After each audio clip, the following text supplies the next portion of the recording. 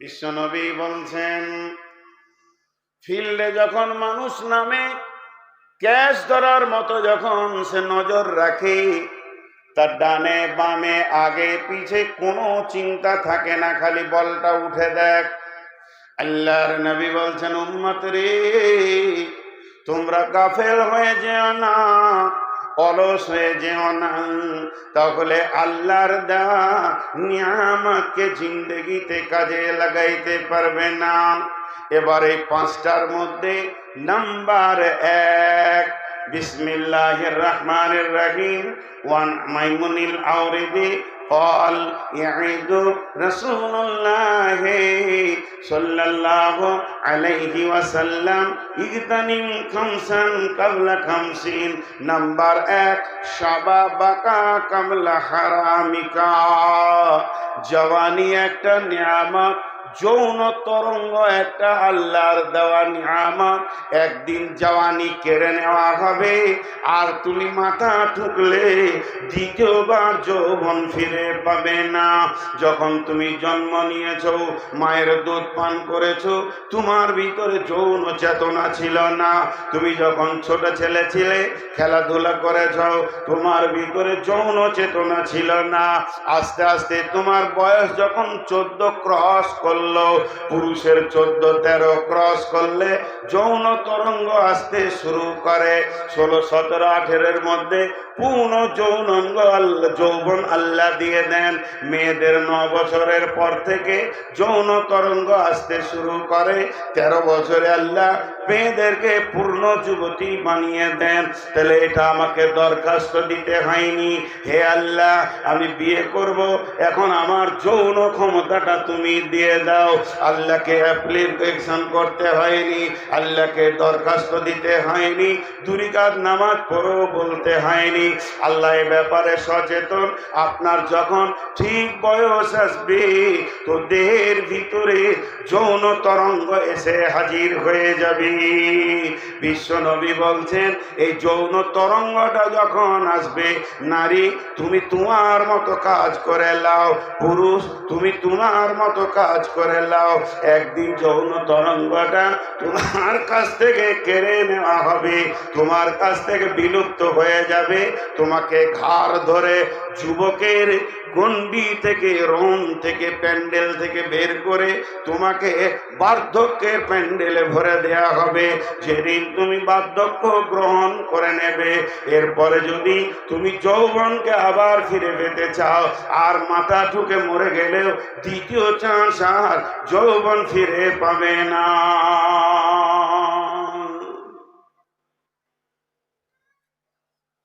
যৌবন একটা নিয়ামত।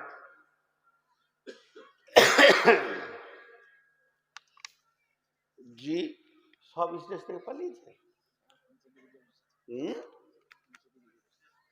আমার নসিব ওটাই থাকে, কখনো কখনো সভাপতিও পালায়। জি, ডাক্তার বলছে আপনি রাত 10টার পর জাগবেন না। ব্যাঙ্গালোর গেছিলাম চিকিৎসা করতে, বলছে আপনি ওয়াদা দেন যে রাত 10টার পর জাগবো না, তাহলে প্রেসক্রিপশন করবো, নাহলে আপনি বুঝলেন না। মানবে মানুষ?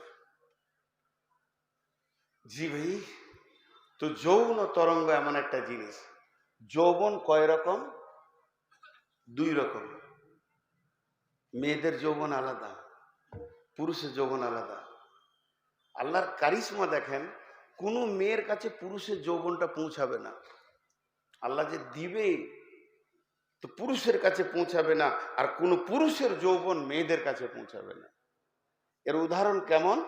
একটা যৌবনের নাম হচ্ছে উগ্র, আর একটার নাম হচ্ছে চাপা। 2টো যৌবন, খুব শর্টে বলবো, বেশি সময় নিব না। আগুনের খাবার হচ্ছে 2টি, একটা পেট্রোল আর একটা কয়লা। পেট্রোল সামনে এলে আগুন দপ করে ধরে, যত তাড়াতাড়ি ধরে অত তাড়াতাড়ি ছাড়ে। আর কয়লাকে, আগুনকে ধরাতে গেলে খবর দিতে হয়, বাতাস করতে হয়, ধর ধর এটা তোর খাবার।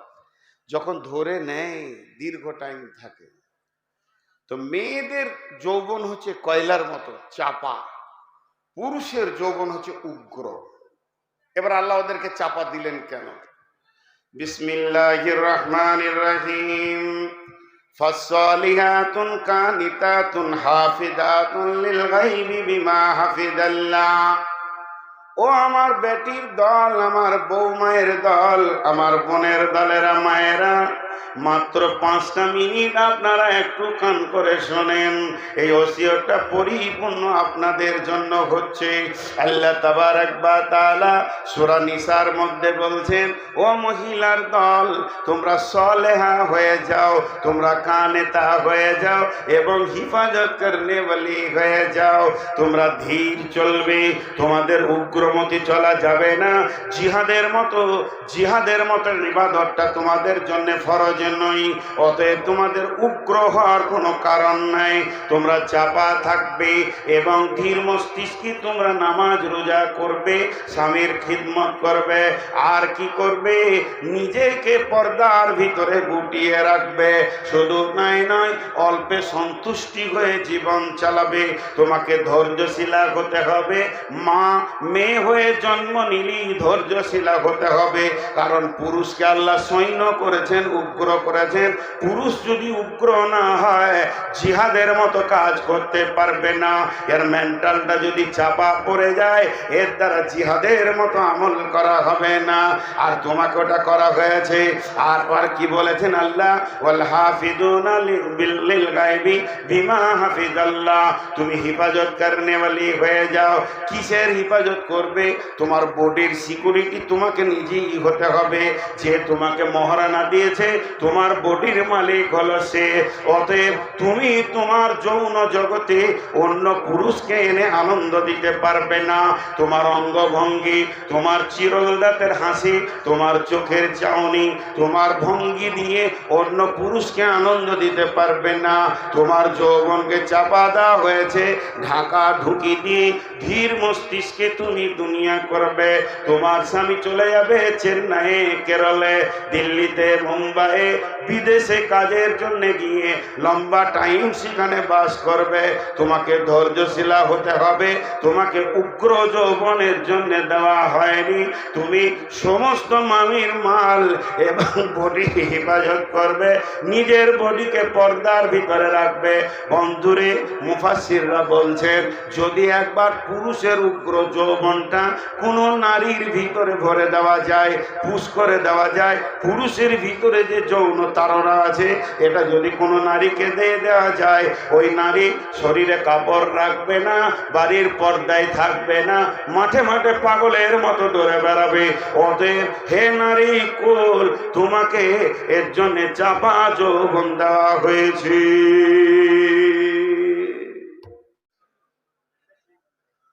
একটা হলো মারাত্মক রোগের নাম বলছি ক্যান্সার। আচ্ছা, এরা দাঁড়িয়ে আছে কেন? এই দাঁড়িয়ে কেন? এদাটা তো খালি আছে রে ভাই, এদিকে খালি আছে, চলে আসেন, এদিকে চলে আসেন। এখানে একটা কিছু দিয়ে দেন, বসার মতো কোনো ব্যবস্থা। এই কমিটির লোক, প্যান্ডেলওয়ালার কাছ থেকে যদি একটা কাপড় চোপড় পান তো এখানে বিছিয়ে দেন, বিছিয়ে দেন, ওদেরও দোষ নেই।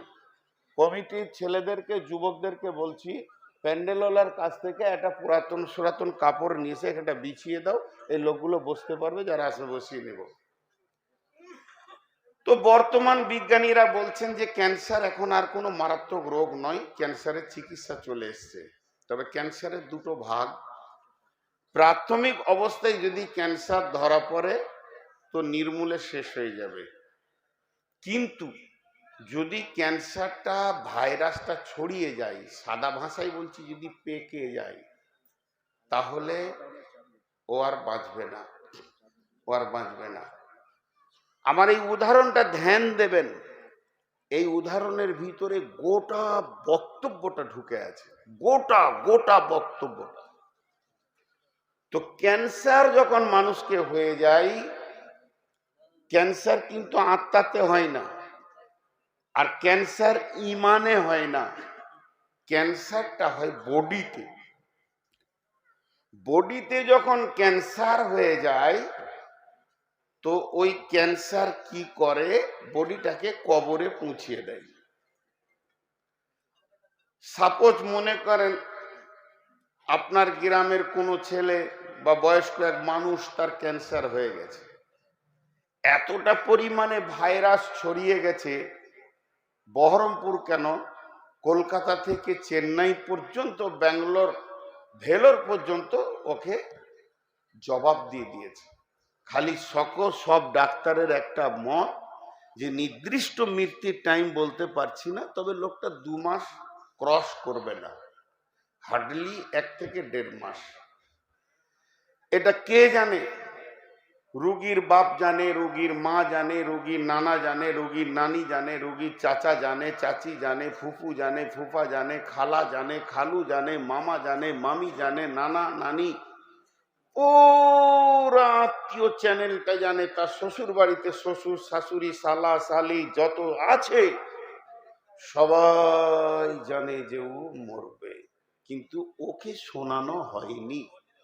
ওকে শোনানো হয়েছে, বহরমপুরে ডাক্তার বলেছে তোমার পেটে মারাত্মক ঘা হয়েছে, ভালো হতে 6 মাস লাগবে, 6 মাস একটু ধৈর্য ধরলে ধীরে ধীরে নির্মূলে শেষ হয়ে যাবে, কিন্তু এটা মিথ্যা শোনানো হয়েছে। যদি ওই বাড়ি থেকে কোনো ফোন কোনো জায়গায় ঢুকছে তো লোক আঁতকে উঠছে, কি জানি মিজানুর রহমানের মরার খবরটা এলো নাকি, সবাই যেন আঁতকে আছে। টোটাল যতক্ষণ কথা বললাম তার সারাংশ আপনারা কি পেলেন? ক্যান্সার পেকে গেলে তার বলছি না, বুঝিয়ে দিয়েছি। ক্যান্সার হলে তার একটাই রাস্তা, মত ঠিকানা কবর। বডিতে ক্যান্সার হলে তার একটা রাস্তা, রাস্তার নাম মত, ঠিকানা কবর। বডিতে ক্যান্সার হলে তার একটাই রাস্তা, রাস্তার নাম মত, ঠিকানা কবর। এটা জমার খাতায় রাখেন। এবারে প্রত্যেকের বডিতে একটা শক্তি আছে, শক্তিটার নাম ঈমান। ঈমান, ঈমান, ঈমানের কতটা ক্ষমতা! এই ঈমান আপনাকে এখানে বসিয়ে রেখেছে, এই ঈমান আপনাকে ঠান্ডাতে মাদ্রাসাকে এনেছে, এই ঈমান আপনাকে টেবিলে টাকা দেওয়াচ্ছে, এই ঈমান আপনাকে মসজিদের কাতারে নিয়ে যাচ্ছে, এই ঈমান আপনাকে সারাদিন না খাইয়ে রোজা রাখাচ্ছে, এই ঈমান আপনাকে আপনার কিনা দান খয়রাত করাচ্ছে। ঈমানের একটা স্পিরিট আছে, ঈমান আপনার ঘাড় ধাক্কা দিয়ে আপনাকে প্রত্যেকটি ইসলামের পজিটিভ কাজ করাবে আর নেগেটিভ কাজ থেকে বাঁচাবে। যখন ঈমান দুর্বল হয়ে যাবে, মানুষ নেগেটিভ করবে, পজিটিভটা ছেড়ে দেবে। আপনারা আমার দিকে ধ্যান দেবেন, ওনাদেরকে একটা কিছু আনতে বলেছি, আনা হয়েছে, বিছাচ্ছে, ওইদিকে ধ্যানটা দিয়েন না, তাহলে আমার আবার লাইনটা কেটে যাবে। এখন বলেন, দেহের রোগের নাম ক্যান্সার আর ঈমানের রোগের নাম অলস। আমার বলা শেষ হয়ে গেছে, আপনারা কতটা বুঝতে পেরেছেন এটা আমি জানি না। দেহের রোগের নাম ক্যান্সার, ঈমানের রোগের নাম অলস, গাফলত, অলস। দেহে যদি ক্যান্সার হয় তার ঠিকানা কবর, ঈমানে যদি অলসতা এসে হাজির হয়ে যায় তার ঠিকানা জাহান্নাম। আজকে টোটাল বক্তব্যটা শেষ করে দিলাম আমি। আরেকবার বোঝানোর জন্য রিপ্লাই করছি, রিনিউয়াল করছি। এই দেহ বডিতে যদি ক্যান্সার হয় তার একটা রাস্তা, রাস্তার নাম মত, তার শেষ ঠিকানা হলো কবর, আর কিছু নাই, আর কিছু নাই, আর কিছু নাই। আর ঈমান নামে যে স্পিরিটটা আপনার আমার ভিতরে আল্লাহ ঢুকিয়েছেন, এই ঈমান নামে মানে ঈমান নামে স্পিরিট যেটা ক্ষমতা, এই ক্ষমতাতে যদি অলসতা ঢুকে যায়, অলসতা অলসতা অলসতা গাফলত, তো ওই লোকটা জাহান্নাম যাবেই। যদি আমি বলি জাহান্নাম যাবে তো ভুল হয়ে যাচ্ছে, আল্লাহ বলছে জাহান্নাম যাবেই। সহজ করে এবার আপনাদেরকে একটা ছোট্ট প্রশ্ন করব, সহজ করে একটা ছোট্ট প্রশ্ন করব। ক্যান্সার নিয়ে যাবে কবরে, অলস নিয়ে যাবে জাহান্নামে, সব থেকে ক্ষতি কে? সব থেকে বেশি ভয়ানক কে? জোরে বলেন। অলস। এবার আয়াতটা আপনাদেরকে শোনাই, বাস থাক, যথেষ্ট হয়ে গেছে, ওটা একটু এদিকে দিয়ে দেন। বিসমিল্লাহির রহমানির রহিম। আয়াতটা ধ্যান দিয়ে শুনেন, আল্লাহর কালাম পাকের আয়াত। ওয়ালাকাদ জারানা লিজাহান্নামা ওয়ালাকাদ জারানা লিজাহান্নামা কাসীরাম মিনাল জিন্নি ওয়াল ইনসি লাহুম কুলুবুন লা ইয়াফকাহুনা বিহা ওয়া লাহুম আয়ুনুন লা ইউবসিরুনা বিহা ওয়া লাহুম আযানুন লা ইয়াসমাউনা বিহা উলাইকা কাল আনআম বাল হুম আদাল উলাইকা হুমুল গাফিলুন। অলসরা সারা জীবন নন সাকসেস। তাতে পড়াশোনা করতে যাক, জেনারেল পড়ুক, মাদ্রাসায় পড়ুক, অলস কোনোদিন সাকসেস হয় না। একটা নোংরা কথা আপনাদেরকে বলছি, যে কথাটা বলা প্রয়োজন নাই, তারপরে বলছি। কেউ যদি মনে করে যে আজকে রাতে চুরি করব, চুরি চুরি সব থেকে নোংরা কাজ চুরি, তারপরেও যদি সে অলস হয় তো ধরা খাবে। চুরি করতে গিয়ে যদি বিড়ি খায় বসে বসে, যে খানিক পর শুরু করব, হবে? অলস এত মারাত্মক রোগ, সে খারাপ কাজেও ফেসে যাবে, ভালো কাজেও ফেসে যাবে। আল্লাহর ভাষাটা তরজমা শোনাই, তোমরা দেখতে পাবে কিয়ামতের মাঠে আমি দল দল মানুষ, দল দল জিন, দুটি সম্প্রদায়কে জাহান্নামের লকড়ি বানাবো, ইন্ধন বানাবো। তারা জাহান্নামের জ্বালানি হবে, দাও দাও দাও দাও করে জ্বলবে। তারা কেন জ্বলবে, কেন জ্বলবে, কেন জ্বলবে? পাঁচখানা কারণ বলার পর আল্লাহকে জিজ্ঞেস করব, এগুলো তাদের হলো কেন, ঘটলো কেন? আল্লাহ এক কথায় উত্তর দিয়ে বলছেন, উলাইকা হুমুল গাফিলুন, তাদেরকে অলস নামে রোগে ধরেছে, এর জন্যে তারা জাহান্নামের লকড়ি হয়েছে। অলসতা খুব বাজে রোগ। অলসতাতে বেঈমানও সাকসেস নয়, মাতালও সাকসেস নয়, জোয়ারি সাকসেস নয়। অলসতাতে ইমানদারও সাকসেস নয়। যত কটা বেনামাজি আছে আপনারা মুখ খুলিয়েন না, যে কটা 5 ওয়াক্তের নামাজ পড়ে না, শুধু জুমা পড়ে ওরা কিন্তু বেনামাজি। শুধু জুমা পড়ে ওরা কি? সবাই বলেন ওরা কি? বেনামাজি। হ্যাঁ, তো যত কটা বেনামাজি আছে এরা নামাজ পড়ে না কেন? নামাজ পড়ে না কেন? আমি ঢাকা থেকে একটা গাড়ি ভাড়া করলাম, নারায়ণগঞ্জে একটা জালসায় যাব। তো ছেলেটাকে বললাম, বাবু তুমি আমাকে দিয়েছো? তো বলছে চলেন। পৌঁছিয়ে গেলাম জালসায়, তা রাস্তায় যেতে দেখো তৈরি করলাম, এই খেপা আমি ওখানে জালসায় বক্তা আছি, আমার বাড়ি ইন্ডিয়া। তুমি তাকিয়ে দেখছি, আপনার বাড়ি ইন্ডিয়া? বলে হ্যাঁ। তা তো রাস্তা চিনছেন কি করে? বলো বহুদিন থেকে আসছি রে বাপ, তুই আমার সঙ্গে রাত থেকে যা, আবার এনে আমাকে ঢাকাতে রেখে দিবি, আমি এই মাদ্রাসায় থাকবো। যে মাদ্রাসা থেকে বের হলাম তোকে ডবল টাকা দিয়ে দিব। খুশি হয়ে গেল। গভীর রাত্রিতে যখন 1:30টার সময় নিয়ে এসে আমাকে নামাচ্ছে, ওকে আমি ভাড়া দিচ্ছে, জিজ্ঞেস করছি তোমার বাড়ি? বলে খুলনা। থাকো কোথায়? বলে এখানেই ফ্যামিলি নিয়ে থাকে। গাড়িটা কার? বলে আমার। এই গাড়িটাই আমার রুজি রুটি। নামাজ পড়ো। প্রথম শব্দ আমাকে কি বলছে দেখেন উনি ভাষাটা, হুজুর আপনি বুঝবেন না। তার মানে আমার বুঝার ক্ষমতাই নেই। ও নামাজ কেন পড়ে না এটা বুঝার ক্ষমতা নেই আর কি। প্রথমেই বলে দিলে বুঝবেন না। আর 2 ঘন্টা আমার বায়ান শুনে এলো। তারপর ওখানে বললাম, আচ্ছা আমি যখন বুঝছি না তো তুমিই বুঝাও। তখন ও মুচকে হাসছে যে কথাটা মনে হয় বলা ভুল হয়ে গেছে। তারপর বলো বলো। বলছে এই সকালে উঠে হুজুর এই করি, গাড়িটাকে সাফ করি, এইখানে যাই, মিরপুর যাই, ডেমরা যাই, ইসলামপুর যাই, এই করি এই করি, ঢাকার বিভিন্ন জায়গায় নাম করছে। তা আমি বললাম যে তুমি তো খুব ভালো ছেলে, এতগুলো কাজ করো, আচ্ছা বলো আমি কি আল্লাহ? বলছে না। আমি আল্লাহর গোলাম? বলছে হ্যাঁ ঠিক আছে। আমি বললাম, আমার হাতে কি জান্নাত জাহান্নাম? বলে না। জান্নাত জাহান্নাম কার হাতে? বলে আল্লাহর হাতে। তাহলে আল্লাহ যখন তোমাকে কিয়ামতের মাঠে বলবে তুমি নামাজ পড়নি কেন, তো প্রথমেই আল্লাহকে তুমি বলবে আল্লাহ আপনি বুঝবেন না বিষয়টা। বলছে তা তো বলা যাবে না।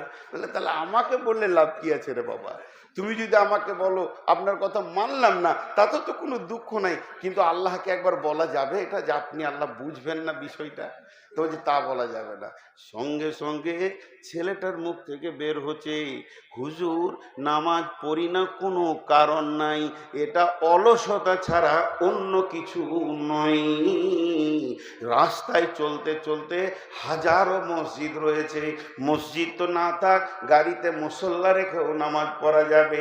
অলস এমন একটা জিনিস, কাল থেকে নামাজ ধরে নিব, পরশু থেকে ধরে নিব, সামনে রোজা থেকে ধরে নিব আর ছাড়বো না, জুমা থেকে ধরে নিব, এগুলো অলসতার ভাষা। তাই আল্লাহ তাবারাক ওয়া তাআলা বলছেন ওয়ালাকাদ জারানা লিজাহান্নামা কাসীরাম মিনাল জিন্নি ওয়াল ইনসি, আমি জাহান্নামের ইন্ধন বানাবো, জাহান্নামের লকড়ি বানাবো, জাহান্নামের জ্বালানি বানাবো, জাহান্নামকে দাও দাও করে জ্বালাবো। একটা দুটা মানুষকে দিয়ে নয়, গাদা গাদা মানুষ আর গাদা গাদা জিনকে দিয়ে আমি জ্বালাবো। কেন কেন কেন?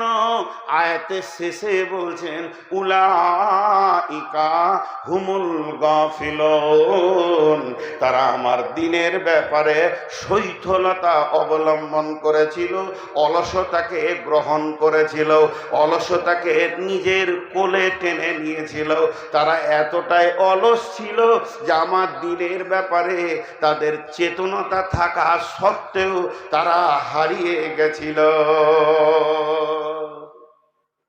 একটা প্রশ্ন করব, যে ঠিক উত্তর দিতে পারবে তার কাছে 1000 টাকা নিব।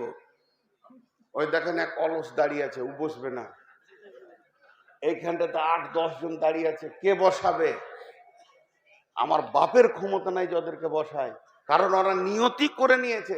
এটা দিলাম কত সুন্দর, ওরা আসলে বসতে পারে। ভাই আমার হাত দুটা ধরে বলছি বসে যাও। বসলে দিলে বসবে কথাগুলো, বসলে কথাগুলো দিলে বসবে। আর যদি এইভাবে দাঁড়িয়ে দাঁড়িয়ে সার্কেস দেখা হয়ে শুনেন, এটা শরীয়ত পারমিট করেনি। আপনাদের হাতগুলো ধরে বলছি এসে বসে, কোনো ভলেন্টিয়ার দরকার নেই, আমি বায়ানও করব, সব খেয়াল রাখবো।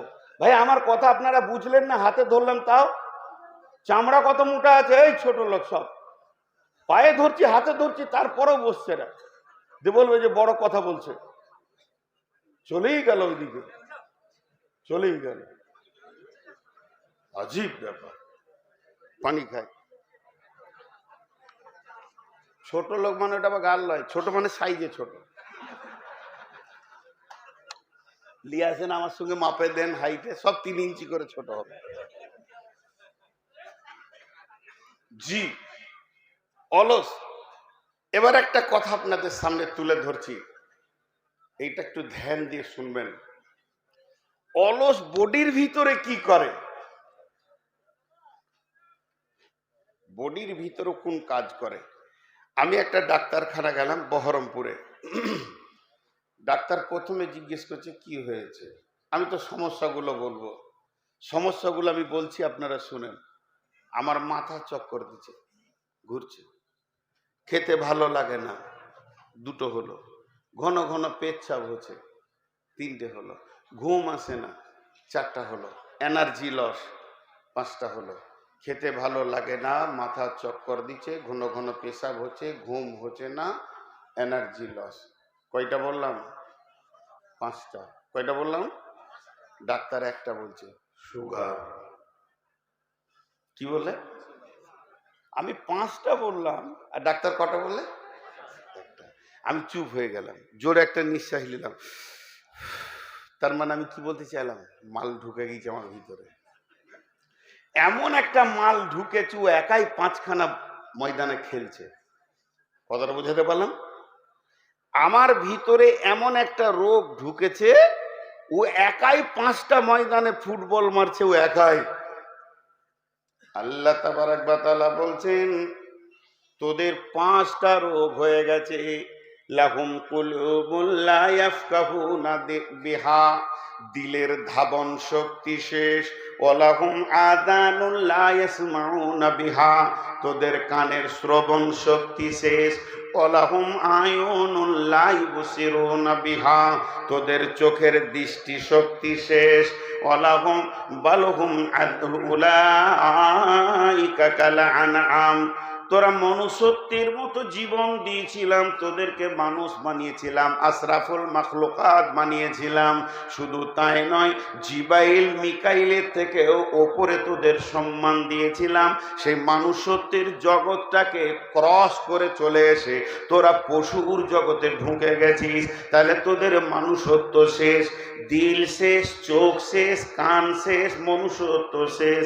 এই পর্যন্ত যদি গাড়িটা স্টপেজ নিয়ে নিত তো ভালো হয়ে যেত, কিন্তু মনুষ্যত্ব তো শেষ হয়েছে। পশুর জগতেও যদি থেকে যেতিস তাহলে গরু ছাগলের সঙ্গে গণনা হয়ে যেত। বালহুম আজাল, তোরা পশুর থেকেও নিচে চলে গেছিস। কেন গেলি? তোর 5টা খেল কেন শুরু হলো? তোর ইমানের ভিতরে 5টা রোগ কেন এলো? তোর চোখকে কে কানা করেছে? তোর কানকে কে শ্রবণ শক্তি শেষ করে দিয়েছে? কে করেছে তোর দিলকে নষ্ট? কে করেছে তোর মনুষ্যত্বকে নষ্ট?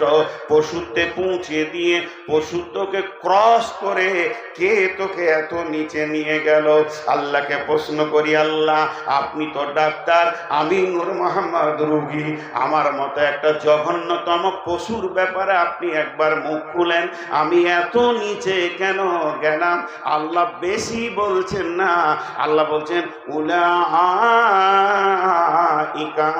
হুমুল গাফিলুন, তোকে অলসতা ধরেছে।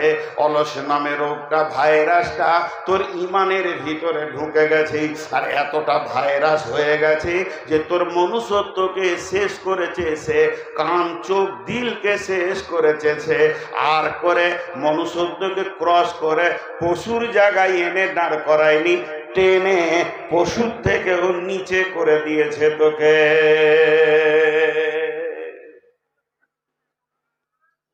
জি ভাই, আপনারা একটু মনোযোগ দেন, 2-10 মিনিট, তারপরে হাদিসটার দিকে যাব। আল্লাহ তাবারক ওয়া তাআলা আমাদের রোগের কথা বলছেন, তোদের পশুত্ব শেষ। চলেন এবার আয়াত ধরতে শুরু করি। চোখ, কান, দিল, এগুলো হচ্ছে ঈমান ঢোকার রাস্তা। আল্লাহ কি বলছেন? খতামাল্লাহু আলা কুলুবিহিম ওয়া আলা সামইহিম ওয়া আলা আবসারিহিম গিশাওয়াতু ওয়া লাহুম আযাবুন আযীম। রোড কয়টা? রোড 2টা। জোরে বলেন, রাস্তা কয়টা? 2টা। সবাই মুখ খুলবো আমরা। রাস্তা কয়টা? 2টা। একটা হলো নূরের আলোর রাস্তা, কোরআন বলছে, আর একটা হলো অন্ধকারের রাস্তা। যারা ইমানদার লড়াই করে অন্ধকার থেকে বের হয়ে আলোর রাস্তায় আসে, আর যারা বেঈমান তারা ধীরে ধীরে মজা নেওয়ার জন্য অন্ধকারের রাস্তায় যায়, আর ওই রাস্তাটা জাহান্নামে শেষ হয়েছে। আল্লাহ বলছেন বিসমিল্লাহির রহমানির রহিম, আল্লাহু ওয়ালিয়ুল্লাযীনা আমানু ইখরিজুহুম মিনাজ-যুলুমাতি ইলান-নূর ওয়াল্লাযীনা কাফারু আউলিয়াউহুমুত-তাগুতু ইখরিজুনাহুম মিনান-নূরি ইলাজ-যুলুমাত উলাইকা আসহাবুন নারি হুম ফিহা খালিদুন। আল্লাহ তাবারক ওয়া তাআলা বলছেন, যারা ঈমানদার হবে, যারা পশুত্বের জগতে যাবে না, যাদের চোখ কান দিল থাকবে, তারা লড়াই করে অন্ধকার থেকে বের হয়ে এসে আলোর নুরানি রাস্তা ধরবে। কিন্তু যারা কাফেরের সঙ্গে হাত মিলাবে, যারা আপোষ করবে, শয়তানের সঙ্গে, যারা তাগুত শক্তির সঙ্গে শয়তানি করবে, যারা বিদ্রোহমূলক জীবন পৃথিবীতে করে, যারা তাদের সঙ্গে হাত মিলাবে, আপোষ করবে, এরা করবে কি? নুরানি আলো রাস্তা পাওয়ার পরেও তারা নিমজ্জিত অন্ধকারের দিকে দ্রুত গতিতে দৌড়বে। দৌড়ুক না কেন, দৌড়ুক না কেন, আমার আল্লাহ বলছেন ওই যে দৌড়ে যাবে, ওই রাস্তাটা কোথায় শেষ হয়েছে জানো কি? ওই রাস্তাটা শেষ হয়েছে উলাইকা আসহাবুন নারি হুম ফিহা খালিদুন, গলিলিহান অগ্নিশিখায় গিয়ে তারা দপদপ করে পড়বি। আল্লাহ তাবারাক ওয়া তাআলা বলছেন তাদের এই আচরণ, তাদের অবাধ আচরণ, তাদের অবাধ বিচরণ, পৃথিবীতে আচরণে বিচরণে আমাকে এতটাই তারা বিরক্ত করেছে, ইসলামের কথা মানেনি, ইসলামের বিরুদ্ধে কথা বলেছে, ইসলামের বিরুদ্ধে মুখ খুলেছে, ইসলামকে নেকেট করেছে। ওই বেঈমানেরা জানা সত্ত্বেও তারা কুফরি করেছে। আল্লাহ তাবারাক ওয়া তাআলা বলছেন আকাফারতুম বাদা ঈমানিকুম, ঈমান আনার পরেও তাদের দ্বারা কুফরি হয়েছে। ফাদুকুল আযাবা বিমা কুনতুম তাকফুরুন, তাদের আযাবে দেয়া হবে, তাদেরকে জাহান্নামে দেয়া হবে। আল্লাহ তাবারাক ওয়া তাআলা বলছেন আমিও আল্লাহ তাদের দিলকে মেরে দিয়েছি। খতামাল্লাহু আলা কুলুবিহিম ওয়া আলা সামিহিম ওয়া আলা আবসারিহিম, তাদের অন্তরকে আমি মেরে দিয়েছি, তাদের কানকে আমি মেরে দিয়েছি, তাদের দৃষ্টিশক্তিকে আমি শেষ করে দিয়েছি, তাদের দৃষ্টিশক্তির ওপরে আমি পর্দা দিয়ে দিয়েছি। গিশাওয়াতু ওয়ালাহুম আযাবুন আযীম, এরাই জাহান্নামে ঢুকবে। বাস এই বিষয়টা নিয়ে আর আমি বেশি কথা বলতে চাইছি না, ছোট করে গুটিয়ে দিচ্ছি। আমি হাদিসের দিকে এগিয়ে যাব বলে এটাকে একদম শর্ট করে গুটিয়ে দিচ্ছি। আল্লাহ তাবারাক ওয়া তাআলা যা বলতে চাইলেন তার সার অংশ এটাই যে তাদের দিল, চোখ, কান নষ্ট হয়ে গেছে, শুধু তাদেরকে গাফলতি, অলস নামে রোগে ধরে এতটা নিচে নামিয়ে দিয়েছে। কিন্তু আপনার সাথে তো আমার ঝগড়া বাকি আছে এখনো। আমি বক্তা, আপনারা শ্রোতা, একটু ঝগড়া হলো না মাঝে, কেমন করে হয়? এখন আমি এখান থেকে মাইকে যদি বলে দিই আপনারা যতগুলো বসে আছেন সব গরু, তাহলে ওই দিক থেকে কি শব্দ আসবে? তুই তাহলে কুকুর। শুরু হয়ে গেল ঝগড়া। কি লেবেলিং ঝগড়া চলছে। আমি তখন তাহলে বলবো তাহলে তো আপনারা ঘোড়া।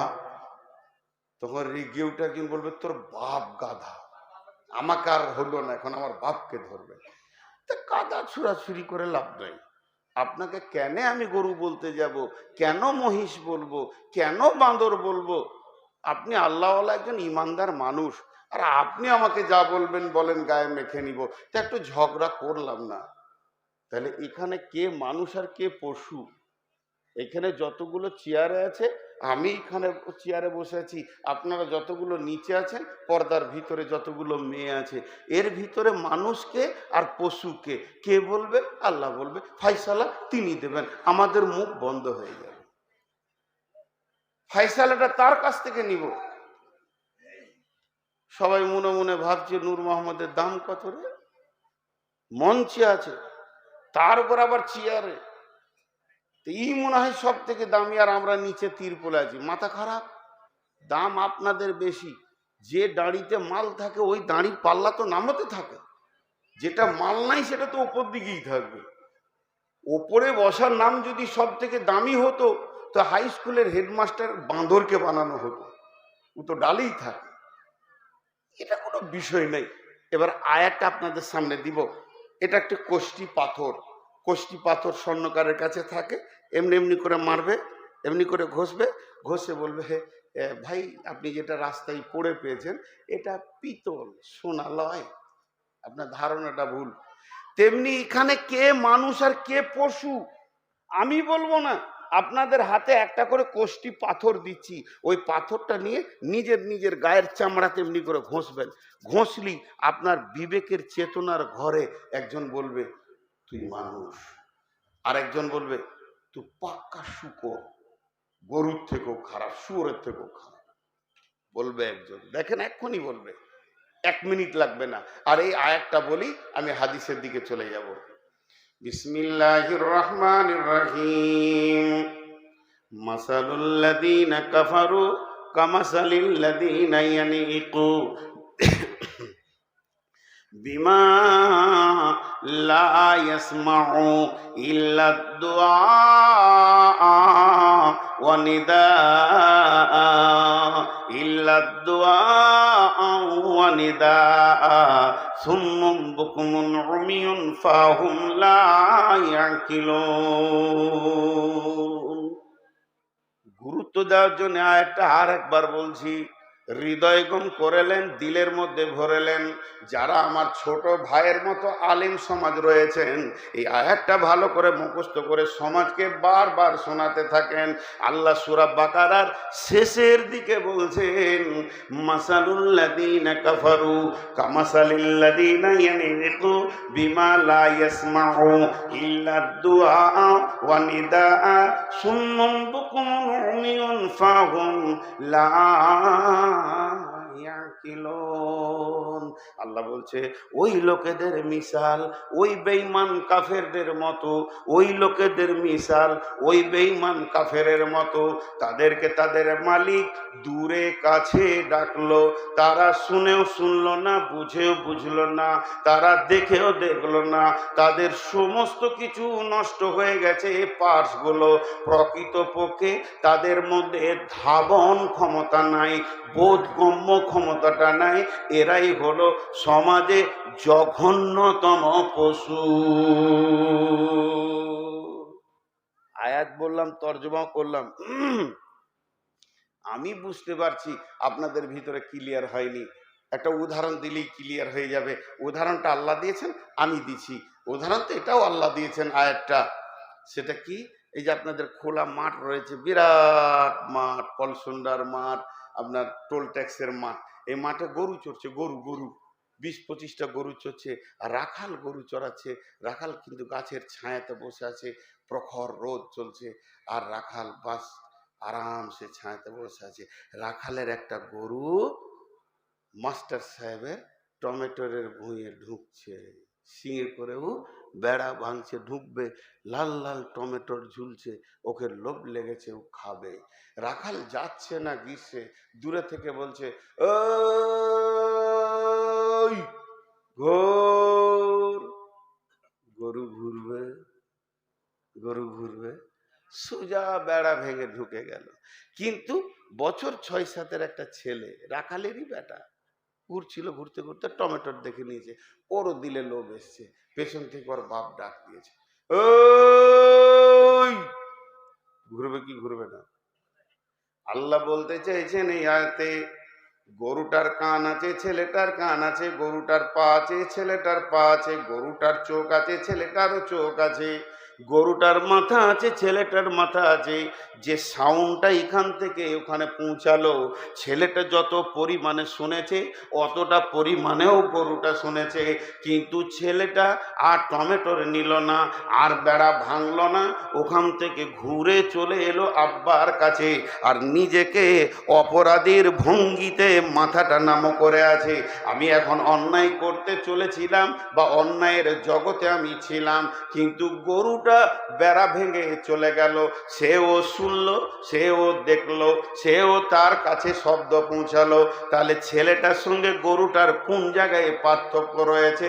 একটা জায়গায় পার্থক্য রয়েছে, ছেলেটার মধ্যে বোধ ক্ষমতা আছে, তার মধ্যে বিবেচনা আছে, উদ্দীপনা আছে, চেতনা আছে। সে জানছে এটা আমার মালিকের ডাক, আব্বার ডাক, আমার আর পাপ করা যাবে না, আর আমি গুনাহ করতে পারবো না। আর গরুর ভিতরে চেতনাটা নাই, বোধ ক্ষমতাটা নাই। এটা তার অভাবের কারণে 0% রয়ে, তার কিছুই নাই। এর জন্যে সে টমেটোরের ভুঁয়ে ঢুকে গেল। রঘুপুরে মসজিদে আজান, পলসন্ডা মসজিদে আজান, বিলবাড়ি মসজিদে আজান। অত্র এলাকায় যত মসজিদ আছে সব মসজিদ আজান তুলপার করছে, হাইয়া আলাস সালাহ,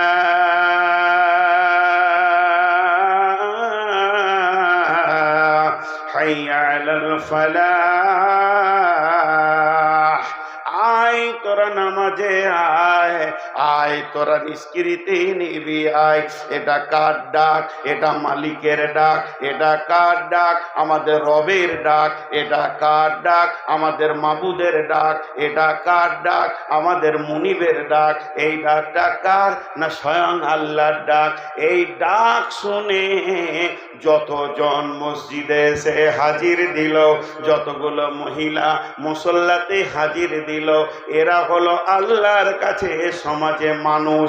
আর এই তোলপার ডাক শোনার পরেও যে লোকটা মসজিদে ঢুকতে পারলো না, মসজিদের দরজা খুঁজে পেল না, রবের ডাকে হাজিরি দিতে পারলো না, ওটাই হচ্ছে সমাজে জঘন্যতম পশু। এবার কে পশু কে মানুষ নিজে নিজে বুঝালেন। রবের ডাকে কে কে মসজিদ ঢুকে, আর যে যে ঢুকে না সে শুয়োরের থেকেও খারাপ, শুকরের থেকেও খারাপ। এটা কোরআন বলছে, আমি বলিনি। জি, আপনাদের বিরক্ত লাগছে না?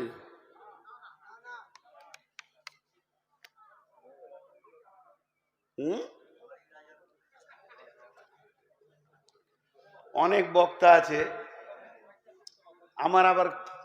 আমি আবার কিছু জিনিসে উল্টা। এই যে দাঁড়িয়ে থাকা লোক দেখতে পারি না, এটা আমার মানে মানসিকতা। ধরেলেন আমি খারাপ, ওই যে ওখানে দাঁড়িয়ে আছে, আমার মাথা এখন কটকট করে কাটছে যে ওরা ওই মানুষ না ওরা ওই পশু। এতগুলো লোক বসে আছে, ওদেরকে আবার আলাদা করে বসাতে হবে, এই জিনিসটা আমি সহ্য করতে পারি না। তারপরে কিছু বক্তা আছে দেখবেন উঠেই বলবে মেয়েদের ব্যাপারে। আজকেও আস্তে আস্তে শুনছিলাম কে বলছিল যে মহিলারা হচ্ছে অবলা, সরলা, কমলা, মা বোনেরা। ঠিক বলে? অবলা, কথা বলার মেশিন। হ্যাঁ, অবলা, তাহলে একটা বললে 25টা বলে, তাকে অবলা বলা যাবে? সরলা, খুব সাদাসিধে, মাথা খারাপ। সুবহান আল্লাহ। সরলা, জিলাপির থেকে বেশি পেঁয়াজ আছে। সরলা, আমি জীবনে বলি না মেয়েদেরকে অবলা সরলা। কমলা মানে নরম। কে বললে নরম? সতীনের ছেলেদের কলজে ভেজে খেয়ে নিবে। নরম। যত শিশু মার্ডার মেয়েরা করেছে, পুরুষেরা কম করে। পুরুষেরা তার দুশ্মনের ছেলেকেও মারতে পারবে না। দুশ্মনের ছেলে যদি বাড়িতে চলে আসে, ওর হাতে একটা পেয়ারা দেবে, যারে বাবা খাগা, তোর বাপের সঙ্গে মামলা হচ্ছে তো তোর কি। কিন্তু মেয়েদেরকে সতীনের ছেলেদের কলজেটাকে ভেজে রুটি খেয়ে নিবে ও হাসতে হাসতে। অবলা সরলা কমলা আমি বলি না। কিছু বক্তা আছে, আমি বক্তাদের দোষ ধরছি না, উঠার পরেই বলবে আমি অত্যন্ত ক্লান্ত কণ্ঠে বহু দূর থেকে এলাম, ক্লান্ত শ্লান্ত 62টা রাজি। আমি জীবনে বলি না। কেন বলি না? তুই এলি কেন? দেখলে তোকে আসতে হতো না, ঘরে থাকবে না, পারবি তো। হ্যাঁ, আমি শেষকালে বলি যে আমি আর পারছি না চালাতে। আমি যে 6 দিন জ্বরে পড়েছিলাম, আজকে 23 বছর জালসা করছি, আমার দ্বারা জালসা মরেনি কোনোদিন, কোনো জায়গায় ডেট খিলাপ করিনি। এবছর 4খানা ডেট পর পর পর পর পর পর আমি একদম বিছানায়। সেই কাশির জের এখনো যায়নি। সেই 6 দিনের মধ্যে 4 দিন জালসা কামাই করেছি, জ্বর অবস্থায় 2 দিন বকেছি, আজকে 4th দিন চলছে। আমি প্রথমে বলিনি আমি 1.5 ঘন্টার বেশি পারবো না, এটা আমি জানি, কিন্তু তার মতো করে আমি গুছাচ্ছি আপনাদের কথাগুলো। যাই হোক, ওইগুলো বলে সময় নষ্ট করে লাভ নেই। এখন আমি যে পথে আপনাদেরকে নিয়ে যাচ্ছি, তাহলে আমরা পশুর থেকেও নিচে। শর্ট করে একটা কথা বলেন, মানুষ পাথরে সাজদা করে, মানুষ পাথরকে সাজদা করে কি করে না? আর কুকুর পাথরে কার দাম বেশি? কার দাম বেশি? কুকুরেরই দাম বেশি। মানুষ যাকে সাজদা করে, কুকুর তার মুখে মুতে। এর থেকে আর কি দেখাবো? জি, এই দিকে আমি সময়টা কম কাটাতে চাইছি, কারণ হাদিসটা বড় গুরুত্বপূর্ণ আছে বলে আমি এগুলো শর্ট শর্ট কথা বলছি। মানুষ পশুর থেকে খারাপ, তার 4টা কারণ। ছোট ছোট করে বলে দিই। মানুষ তৃণমূল করে, কংগ্রেস করে, আরএসপি করে, সিপিএম করে, আর কিছু করে, আর কিছু করে, আর কিছু করে, বিজেপি করে। কুকুররা কোন পার্টি করে বলেন? আপনার এই এলাকার কুকুরগুলো তৃণমূল না সিপিএম? যখন তৃণমূলের মিছিল যায় তো কুকুরগুলো এরকম করে তাকায় আর বলে হ্যাঁ পালাস, তোদের রুজি দেনেওয়ালা আল্লাহ, তো কার পেছনে দৌড়ে বেড়াচ্ছিস? সারা পৃথিবীর সমস্ত প্রাণী এক আল্লাহর আইনের আওতাভুক্ত। নাম্বার 2, সারা পৃথিবীর যত প্রাণী আছে সব এক আল্লাহকে সাজদা করে, অন্য কাউকে সাজদা।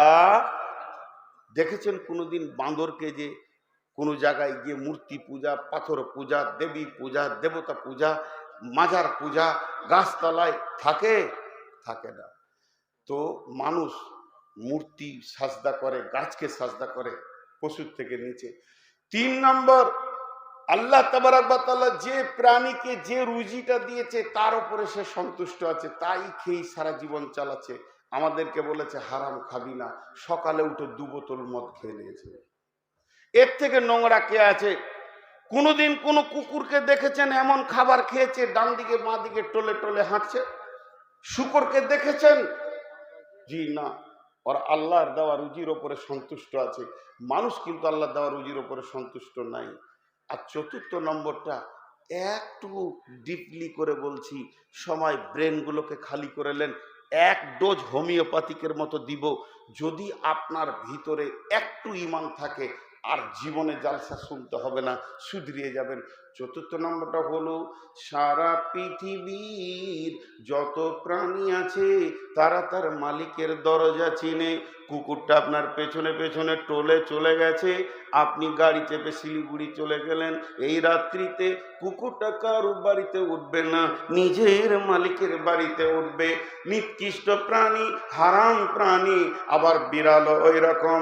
শুকরগুলো যারা চাষ করে সারাদিন তারা যেখানেই যাক সন্ধ্যা হলে মালিকের দরজায় ওঠে। তার মানে পৃথিবীর যত প্রাণী আছে সব এক আল্লাহকে চিনে, সে তাদের মালিকের দরজা চিনে। কিন্তু হতভাগা মানুষ, আল্লাহ বলছে তোদেরকে জ্ঞান দিলাম, তোরা যাক সারা পৃথিবীর সমস্ত প্রাণী তার মালিকের দরজা চিনল। হতভাগা মানুষ, তুই তোর মালিকের দরজা মসজিদ চিনলি না। মসজিদের সামনে ঘুরঘুর করছে। আমি এখান থেকে আয়াতটাকে সমাপনী দিলাম। 30 সেকেন্ডে খালি টোটাল সারাংশটা বলবো। এতক্ষণ যা বকলাম তার একটাই নিচড় বের করলাম। আমরা এত জঘন্য হয়ে গেছি, আমরা নিচে হয়ে গেছি, আমাদের চরিত্র শেষ, আমরা পশু থেকে শেষ, পশুর থেকেও নিচে চলে গেছি, আমাদের চোখ কান দিল সব শেষ। কারণ একটাই, তা হলো অলস। তা হলো অলস। এবার একটা ছোট্ট কথা বলে দিয়ে হাদিসে চলে যাব। ছোট্ট কথাটাও 30 সেকেন্ড লাগবে। নামাজের যতগুলো কারণ আছে, 5 ওয়াক্তে নামাজের যতগুলো কারণ আছে, 5 ওয়াক্ত নামাজটা আল্লাহ দিয়েছেন এর পেছনে যতগুলো কারণ আছে, 5 ওয়াক্ত নামাজ আল্লাহ দিয়েছেন এর পেছনে যতগুলো কারণ আছে, তার ভিতরে একটা অন্যতম কারণ হচ্ছে অলসতা নামের রোগকে একটাই ট্যাবলেটে দূর হবে, সেটা হচ্ছে 5 ওয়াক্তের নামাজ। 5 ওয়াক্তের সালাত যদি ঠিক মতো কেউ পড়তে পারে তার কাছ থেকে অলসতা দূর হয়ে যাবে এবং সে আস্তে আস্তে পশুত্বর জগৎ থেকে বের হয়ে এসে মনুষ্যত্বের জগতে ফিরবে। এবার চলেন হাদিসটা বলি। বিসমিল্লাহির রহমানির রহিম। وعن ميمون الأوردي قال يعظ رسول الله صلى الله عليه وسلم اجتنب خمسا قبل خمس شبابك قبل حرامك صحتك قبل سقومك غناك قبل فقرك فراغك قبل شغلك وحياتك قبل موتك।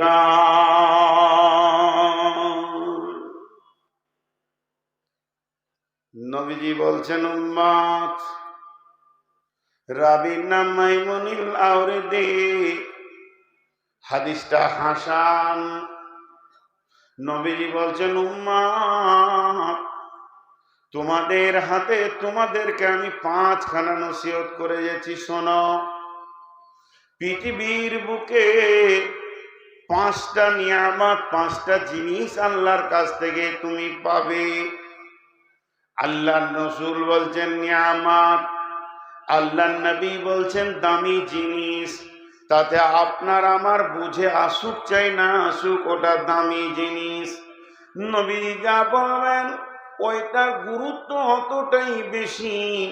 নবীজির ভাষাটা হচ্ছে ইগতানিম, ইগতানিম, ইগতানিম।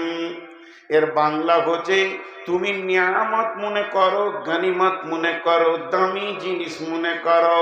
সর্বোচ্চ দামি জিনিস আল্লাহ রসুলের মুখ থেকে বের হয়েছে, এর থেকে দামি জিনিস আর পৃথিবীতে হিরে মণি চুনি পান্না সোনা দানা টাকা পয়সা রিং বা ডলার পাউন্ড দেনার রিয়াল হতে পারে না। যেহেতু বিশ্বনবীর মুখে বের হয়ে গেছে পৃথিবীতে 5খানা বড় নিয়ামত তুমি পাবে।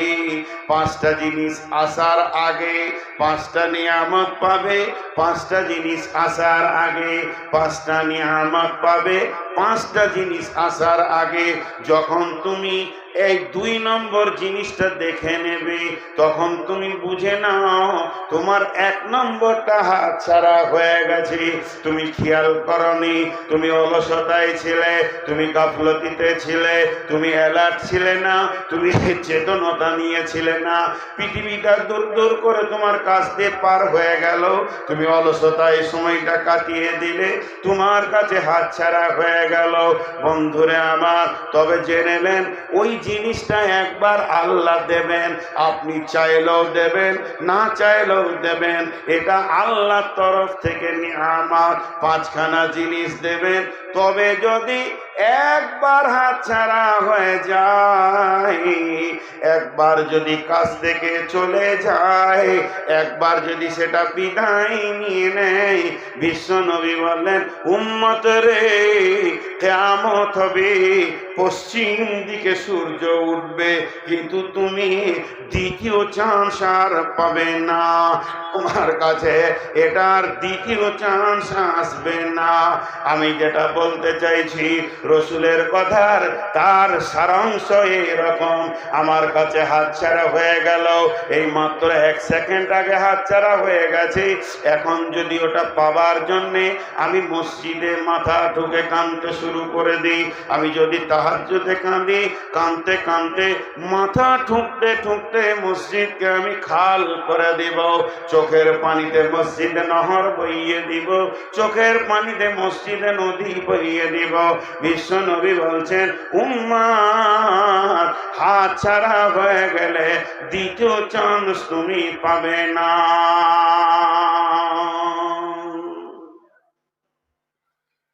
তাহলে আয়াতটা কেন পড়লাম? আয়াতটার সাথে হাদিসটার কি সামঞ্জস্যতা রয়েছে একটু মিলিয়ে দিই। আমি এতক্ষণ আয়াতে যেটা দিয়েছি আমরা যেন অলস না হয়। আর রসুল যে 5টা কথা বলছেন, কোনো অলসের ক্ষমতা নাই যেটাকে ধরি, সাইড দিয়ে বেরিয়ে চলে যাবে। যেদিন থেকে আদমকে বানানো হয়েছে সেই দিন থেকেই আজাজিল শয়তান হয়েছে। তার আগে তো সে বড় সম্মানী ব্যক্তি ছিল। আর সেই দিন থেকে পৃথিবীটা 2টা মেরুকরণে ভাগ হয়ে গেছে, একটা আল্লাহর দল, একটা বেঈমানের দল। একটা আল্লাহর দল, একটা বেঈমানের দল চলছে সব সময়।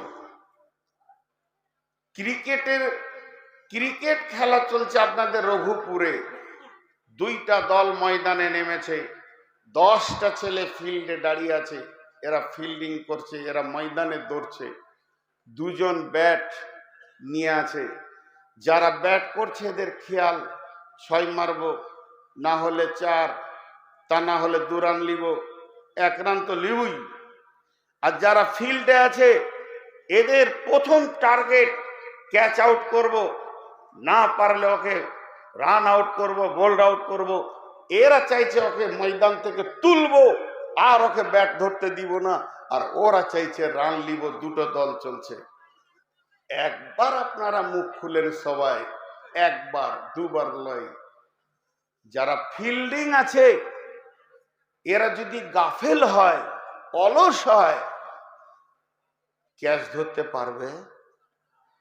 যতক্ষণ ও ফিল্ডে থাকবে ওর চোখ বাজ পাখির মতো থাকবে, ফোনে রিং বাজলেও হাত দিবে না, দাঁড়া ও এখন বল করছে কি করি দেখি। আর যদি একটু অলস হয় কানের পাশ দিয়ে বলটা দুপ করে পড়বে, হাতছাড়া হয়ে গেল। বিশ্বনবী বলছেন ফিল্ডে যখন মানুষ নামে ক্যাচ ধরার মতো যখন সে নজর রাখে, তার ডানে বামে আগে পিছে কোনো চিন্তা থাকে না, খালি বলটা উঠে দেখ। আল্লাহর নবী বলছেন উম্মত রে, তোমরা গাফেল হয়ে যেও না, অলস হয়ে যেও না, তাহলে আল্লাহর দেওয়া নিয়ামতকে জিন্দগিতে কাজে লাগাইতে পারবে না।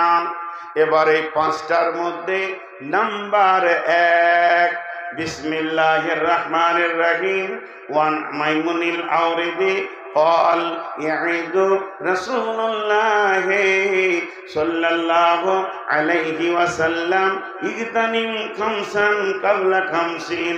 নাম্বার 1 শাবাবাকা কামলা হারামিকা। জওয়ানি একটা নিয়ামত, যৌন তরঙ্গ একটা আল্লাহর দেওয়া নিয়ামত। একদিন জওয়ানি কেড়ে নেওয়া হবে, আর তুমি মাথা ঠুকলে দ্বিতীয়বার যৌবন ফিরে পাবে না।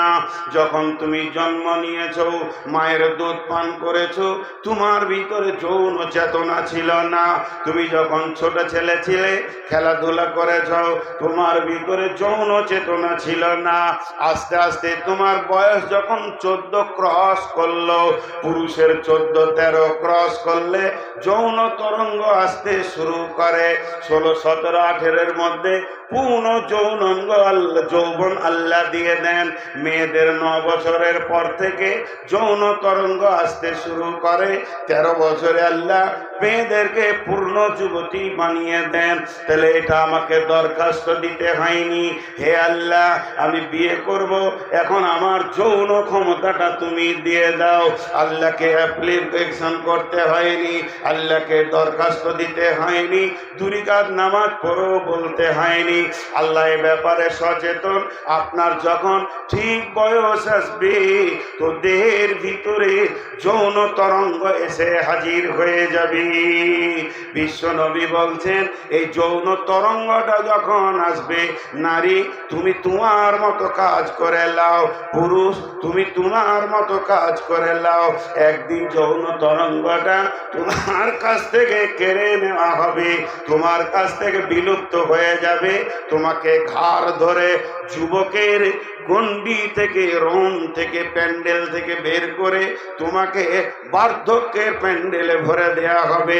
যেদিন তুমি বার্ধক্য গ্রহণ করে নেবে, এরপরে যদি তুমি যৌবনকে আবার ফিরে পেতে চাও, আর মাথা ঠুকে মরে গেলেও দ্বিতীয় চান্স আর যৌবন ফিরে পাবে না।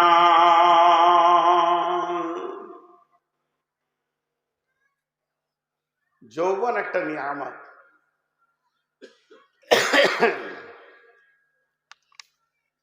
জি সব স্টেজ থেকে পালিয়েছে। আমার নসিব ওটাই থাকে, কখনো কখনো সভাপতিও পালায়। জি ডাক্তার বলছে আপনি রাত 10টার পর জাগবেন না। ব্যাঙ্গালোর গেছিলাম চিকিৎসা করতে, বলছে আপনি ওয়াদা দেন যে রাত 10টার পর জাগবো না, তাহলে প্রেসক্রিপশন করবো, না হলে আপনি বুঝলেন না। মানবে মানুষ? জি ভাই। তো যৌন তরঙ্গ এমন একটা জিনিস। যৌবন কয় রকম? 2 রকম। মেয়েদের যৌবন আলাদা, পুরুষের যৌবন আলাদা। আল্লাহর কারিশমা দেখেন, কোনো মেয়ের কাছে পুরুষের যৌবনটা পৌঁছাবে না। আল্লাহ যে দিবে তো পুরুষের কাছে পৌঁছাবে না, আর কোনো পুরুষের যৌবন মেয়েদের কাছে পৌঁছাবে না। এর উদাহরণ কেমন? একটা যৌবনের নাম হচ্ছে উগ্র, আর একটা নাম হচ্ছে চাপা। 2টো যৌবন, খুব শর্টে বলবো, বেশি সময় নিব না। আগুনের খাবার হচ্ছে দুটি, একটা পেট্রোল আর একটা কয়লা। পেট্রোল সামনে এলে আগুন দপ করে ধরে, যত তাড়াতাড়ি ধরে অত তাড়াতাড়ি ছাড়ে। আর কয়লাকে আগুনকে ধরাতে গেলে খবর দিতে হয়, বাতাস করতে হয়, ধর ধর এটা তোর খাবার। যখন ধরে নেয় দীর্ঘ টাইম থাকে। তো মেয়েদের যৌবন হচ্ছে কয়লার মতো চাপা, পুরুষের যৌবন হচ্ছে উগ্র। এবার আল্লাহ ওদেরকে চাপা দিলেন কেন? বিসমিল্লাহির রহমানির রহিম।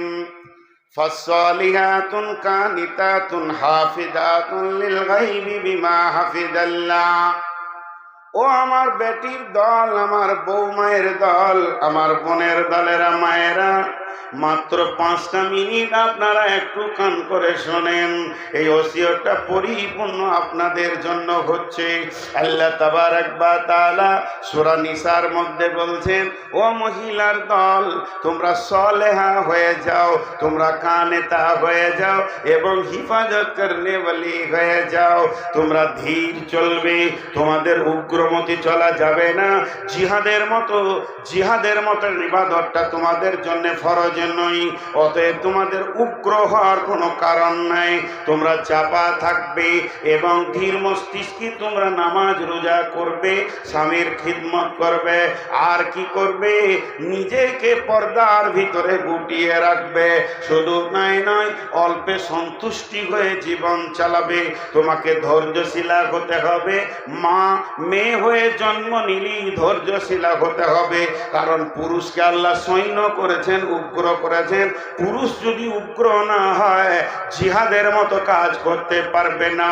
এর মেন্টালটা যদি চাপা পড়ে যায়, এর দ্বারা জিহাদের মতো আমল করা হবে না। আর তোমাকে ওটা করা হয়েছে। আর কি বলেছেন আল্লাহ? ওয়াল হাফিজুনা লিল গায়বি বিমা হাফিজাল্লাহ। তুমি হিফাজত করনে ওয়ালি হয়ে যাও। কিসের হিফাজত করবে? তোমার বডির সিকিউরিটি তোমাকে নিজেই হতে হবে। যে তোমাকে মহারানা দিয়েছে, তোমার বডির মালিক হলো সে। অতএব তুমি তোমার যৌন জগতে অন্য পুরুষকে এনে আনন্দ দিতে পারবে না। তোমার অঙ্গভঙ্গি, তোমার চিরল দাঁতের হাসি, তোমার চোখের চাউনি, তোমার ভঙ্গি দিয়ে অন্য পুরুষকে আনন্দ দিতে পারবে না। তোমার যৌবনকে চাপা দেওয়া হয়েছে, ঢাকা ঢুকি দিয়ে ধীর মস্তিষ্কে তুমি দুনিয়া করবে। তোমার স্বামী চলে যাবে চেন্নাই, কেরলে, দিল্লিতে, মুম্বাই, বিদেশে কাজের জন্য গিয়ে লম্বা টাইম সেখানে বাস করবে।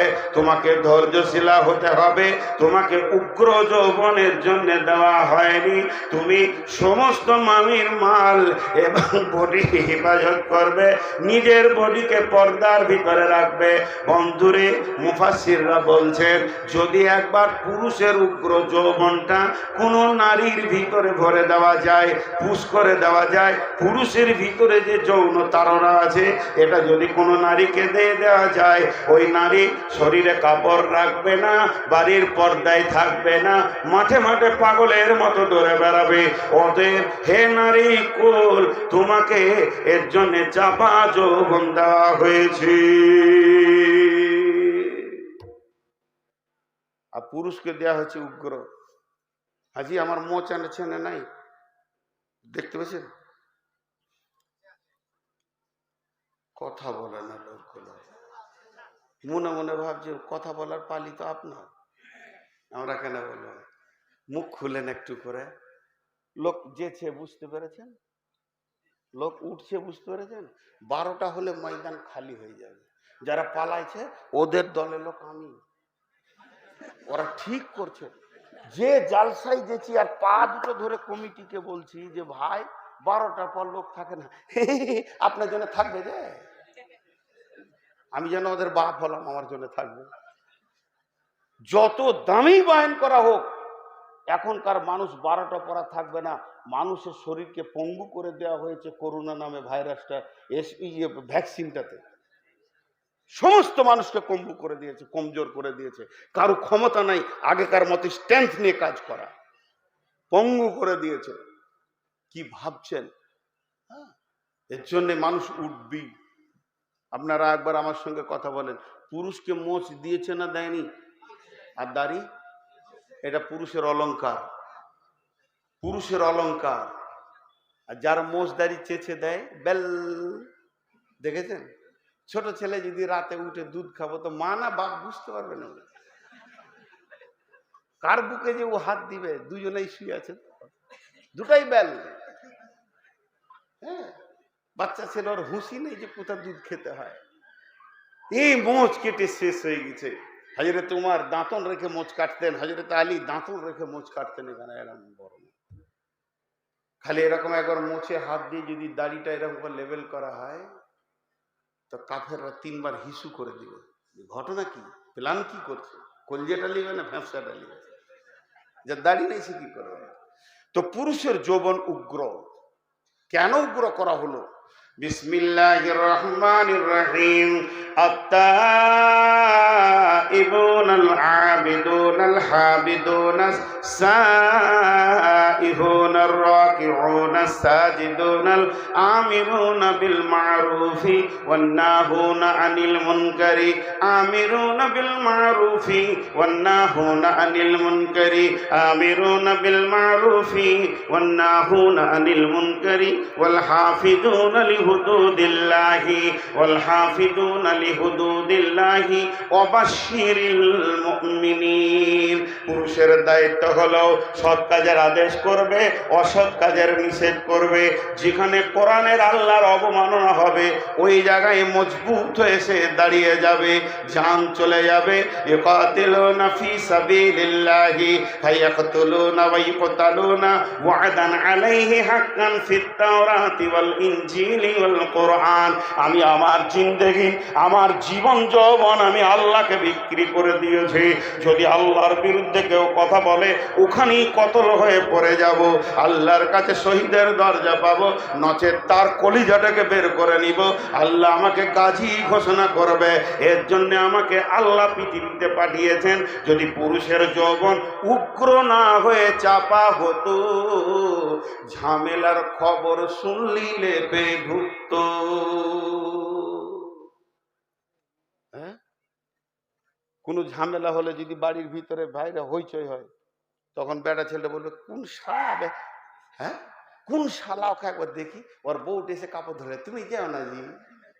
উগ্র যৌবন আর চাপা যৌবন কি? তুমি যেও না, তুমি থাকো, তুমি আর আমি থাকি, তাইলে হলো, বাকি দুনিয়া চলে যায়। কিন্তু পুরুষ বলবে কে রে তুই, কে?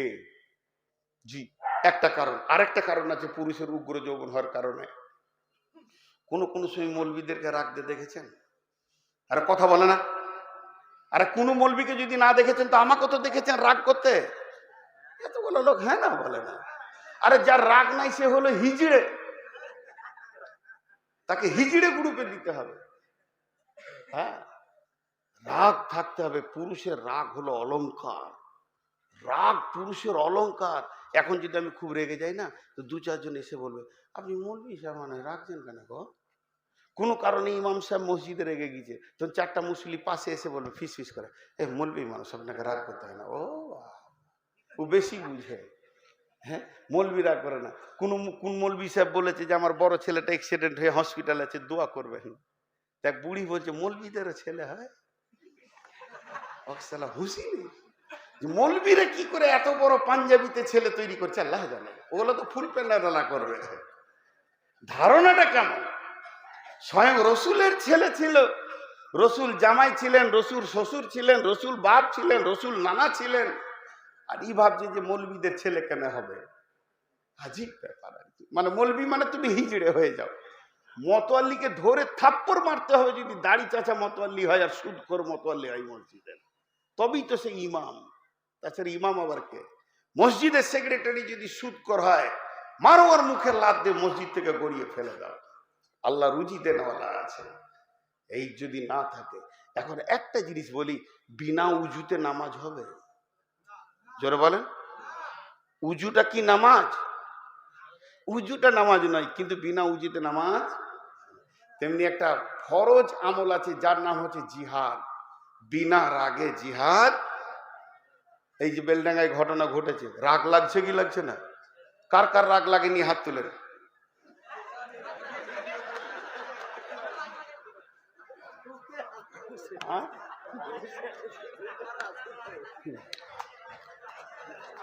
যারা হাত তুলেছে ওদের রাগ বেশি। বন্ধুরা আমার, প্রকাশ্য মাইকে বলছি, আমিও ভারতবর্ষের মাটির একটা সন্তান। আমার একটা ব্যালট আছে, আমার একটা মতামতের মূল্য আছে, আমার একটা পশ্চিমবঙ্গে একটা আমার ভারতের মাটিতে ব্যালট আছে, মানে আমার একটা মতামত আছে। আমি সরকারকে মত দিতেই পারি, ঘোষণা করতে পারি। এই রকম পঙ্গু সরকারকে জুতিয়ে নামিয়ে দেওয়া ভালো, যার দ্বারা দেশ অটল। ও ছেলেটা বলেছে, লিখেছে, বড় অপরাধ নয়, সব থেকে বড় অপরাধ দিল্লির মসনাদে যে বসে আছে হারামখোর বেঈমান, এর দ্বারা দেশ চলবে না। প্রথম পিটানি ওকেই শুরু করতে হবে। তার কারণ হচ্ছে গাছের গোড়া কাটলে ডাল আপনি রাস্তা বেছে নেবে। অতএব বন্ধু, আল্লাহর বিরুদ্ধে কথা বলেছেন, রসুলের বিরুদ্ধে যারা কথা বলেছে তাদের ইতিহাসটা শুনেলেন। তাদের ইতিহাস আজ পর্যন্ত যত বেঈমান আল্লাহ এবং রসুলের সঙ্গে বেঈমানি করেছে তাদের দুইখানা ইতিহাস। এক নম্বর হচ্ছে হয় তারা মুসলমান হয়ে গিয়ে কালেমা পড়ে নেয়, আর না হয় তাদের পৃথিবীতেই দৃষ্টান্ত শাস্তি আল্লাহ দেন। আমরা আল্লাহর কাছে দোয়া করব, মাবুদ, যে বেঈমান লিখেছে তাকে তুমি কালেমা পড়ে আমাদের দলভুক্ত ভাই বানিয়ে দাও। আর এই দোয়াটা যদি তোমার কলমে কবুল না হয়, দৃষ্টান্ত শাস্তি দিয়ে পৃথিবীতে তাকে সারা পৃথিবীকে জানিয়ে দাও। আল্লাহ তাবারক ওয়া তাআলা বলছেন যে আল্লাহ এই পুরুষদেরকে উগ্র যৌবন দেওয়ার কারণ এটাই, তারা দেশ সামালবে, দশ সামালবে, ভারতের মাটিকে যেন কেউ অপবিত্র না করে সেই দিকটা তারা খেয়াল রাখবে। শুধু নয় নয়, তারা কোরআনের হেফাজত করবে। শুধু এই পর্যন্ত নয়, সারা দেশের উন্নতির দিকে লক্ষ্য করবে। যার দ্বারা দেশের ক্ষতি হবে তাকে দুনিয়া থেকে সরিয়ে দেবে। শুধু এই পর্যন্ত নয় বন্ধুরা আমার, যুবকদের আর একটা ডিউটি রয়েছে, ওয়াল হাফিজুনা লিহুদুদিল্লাহ, আল্লাহর আইনের সিকিউরিটি ফোর্সের কাজ করবে। আর দ্বিতীয় নম্বর যেটা, ফাইদা কুদিয়াতিস সালাতু ফান্তাসিরু ফিল আরদি ওয়াবতাগু মিন ফাদলিল্লাহি ওয়াযকুরুল্লাহা কাসীরান লাআল্লাকুম তুফলিহুন। আল্লাহ যুবকদেরকে বলছে, যখন তোমাদের নামাজ শেষ হয়ে যাবে তখন তোমরা জমিনে ছড়িয়ে যাও হালাল রুজি উপার্জনের জন্য। এই ইনকামের দায়িত্বটা আল্লাহ নারীকে দেয়নি, পুরুষকে দিয়েছে। তাহলে পুরুষের যদি উগ্র যৌবন না হয়, তাড়াতাড়ি যদি যৌবন জগৎ থেকে বেরোতে না পারে, যৌবনটা যদি তাড়াতাড়ি শেষ না হয়, তার দ্বারা দোকান চলবে না, তার দ্বারা ব্যবসা বাণিজ্য চলবে না। রাত্রি 12টায় লেপে ঢুকবে, বেলা 1:30টায় সে বিছানা থেকে বের হবে। চাপা যৌবন হলে দোকান বন্ধ থাকবে, রেল চলবে না, বাস চলবে না, ট্রাক চলবে না, বিশ্বটা অন্ধকার হয়ে যাবে। আল্লাহ যুবককে, পুরুষকে উগ্র যৌবন দিয়েছে। যখন কাজ করার চট করে নিয়ে সেখান থেকে তুমি সৈন্যের মতো বের হয়ে যাও, তোমার মাথাতে অনেকগুলো দায়িত্ব চাপানো আছে। বুঝতে পেরেছেন? আরে বুঝতে পারছেন? হ্যাঁ। তো এই পুরুষের মেন দায়িত্ব, হাজি ভাই এই রুমালটা আমার ময়লা হয়েছে, জামাটা ময়লা হয়েছে, তো এটাকে কাচতে যখন যাবে তো উদ্দেশ্য কি? সাবানটা কিনেছে কেন? সাবান কিনেছে, সময় দিচ্ছে, দুটো জিনিস ওকে লাগছে, দিয়ে নদীর ধারে বসে বা কলে বা বাথরুমে বসে কাপড় সাফ করছে, সময় দিচ্ছে, সাবান দিচ্ছে, উদ্দেশ্য কি? কাপড়টা সাফ হয়ে যায়। কিন্তু বিনা উদ্দেশ্যে দুটো জায়গা সাফ হবে, ওর হাত দুটো সাফ হবে কি হবে না? ওটা উদ্দেশ্য থাকে। আর যে পাথরে মাছে পাথরটা সাফ করতে কিছু, ওটা অটোমেটিক হয়ে যাবে। তো পুরুষের ছেলে অটোমেটিক হবে, ওই দিকটা চিন্তা করতে হবে না। ওর উদ্দেশ্য হবে ব্যবসা বাণিজ্য করব, দেশকে রক্ষা করব, এই দিকে সে চিন্তা চেতনায় থাকবে, ওটা অটোমেটিক হবে। এর জন্যে এদেরকে উগ্র যৌবনে পাঠানো হয়েছে। কটা বলা হলো? 5টার মধ্যে কটা বলা হলো কি জানি না, কি অবস্থা চলছে দেখেন। গাড়ির ড্রাইভার সেই জানে না যে কোথায় চললো গাড়ি। একটা হলো জামানি আল্লাহ নিয়ামা। এবার নারী পুরুষ উভয় যৌবনওয়ালাকে একটা সুসংবাদ দিয়ে দিই। বিসমিল্লাহির রহমানির রহিম।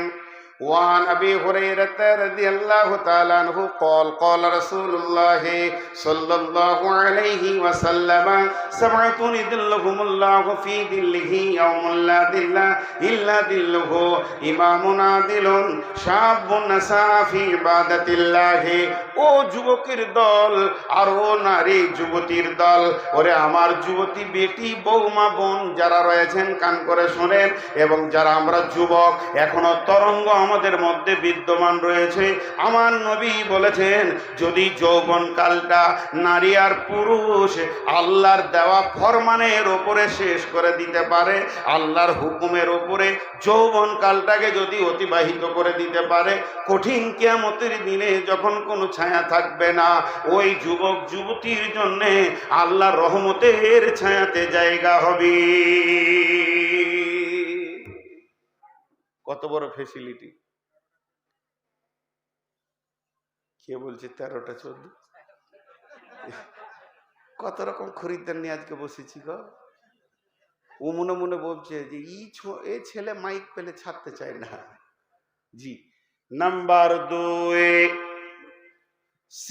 সিহাতাকা কাবলা সুকুমিকা, সিহাতাকা কাবলা সুকুমিকা। বিশ্বনবী বলছেন উম্মত রে,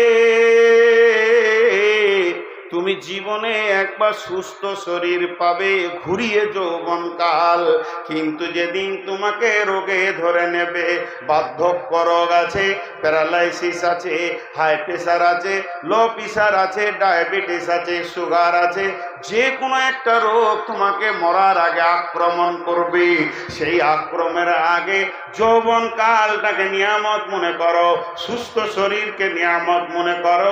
সুস্থ শরীর যতদিন আছে তুমি আল্লাহর নিয়ামতে ডুবে আছো, যেদিন তোমাকে রোগে ধরবে, সুস্থ দিন হাত ছাড়া হয়ে গেলে আর তুমি এই রকম সুস্থতা বোধ করবে না। মেডিকেল ডিপার্টমেন্ট কি বলছে ডাক্তাররা? 47 বয়স যেই পার হয়ে যাবে একটা ব্যাগ আসবে তোমার কাছে, সবারই আসবে। যারা 47-এর নিচে আছে এরা ফিক ফিক করে হাসছে, জি আসবে। 47 বয়স হলে একটা ব্যাগ এসে হাজির হবে, তার নাম হচ্ছে ওষুধ। পকেটে থাকবে, এখানে থাকবে, ফুরুক ফারাক ফুরুক ফারাক চলবে, উপায় নাই। আমাকে দিয়ে দিয়েছে, 48 বছর বয়সেই দিয়েছে, ব্যাগ নিয়ে ঘুরে বেড়াচ্ছি। এখন সুগারকে পেয়েছি আমি মনে হয় 43 বছর বয়সে, এখন 53 চলছে, তার মানে 10 বছর চলছে রানি। এটা একটা আল্লাহর নিয়ামত, কিন্তু তারপরেও বলে দিচ্ছি রোগ আল্লাহর নিয়ামত। কেউ যদি আল্লাহর উপরে সবর করে ধৈর্য ধরে নিতে পারে, আল্লাহর বিরুদ্ধে কথা না বলে, কিয়ামতের মাঠে স্টেজ করে তাদেরকে প্রাইজ দেওয়া হবে। তখন সুস্থ লোকেরা এসে বলবে আল্লাহ আমাদেরকে পৃথিবীতে যদি কাঁচি করে কাটতেন তারপরেও করতাম না। এটা একটা নিয়ামত, চুপ করে ধরে নিতে হবে। তারপরেও আল্লাহ রসুল বলছে তোমার সুস্থ শরীর নিয়ামত।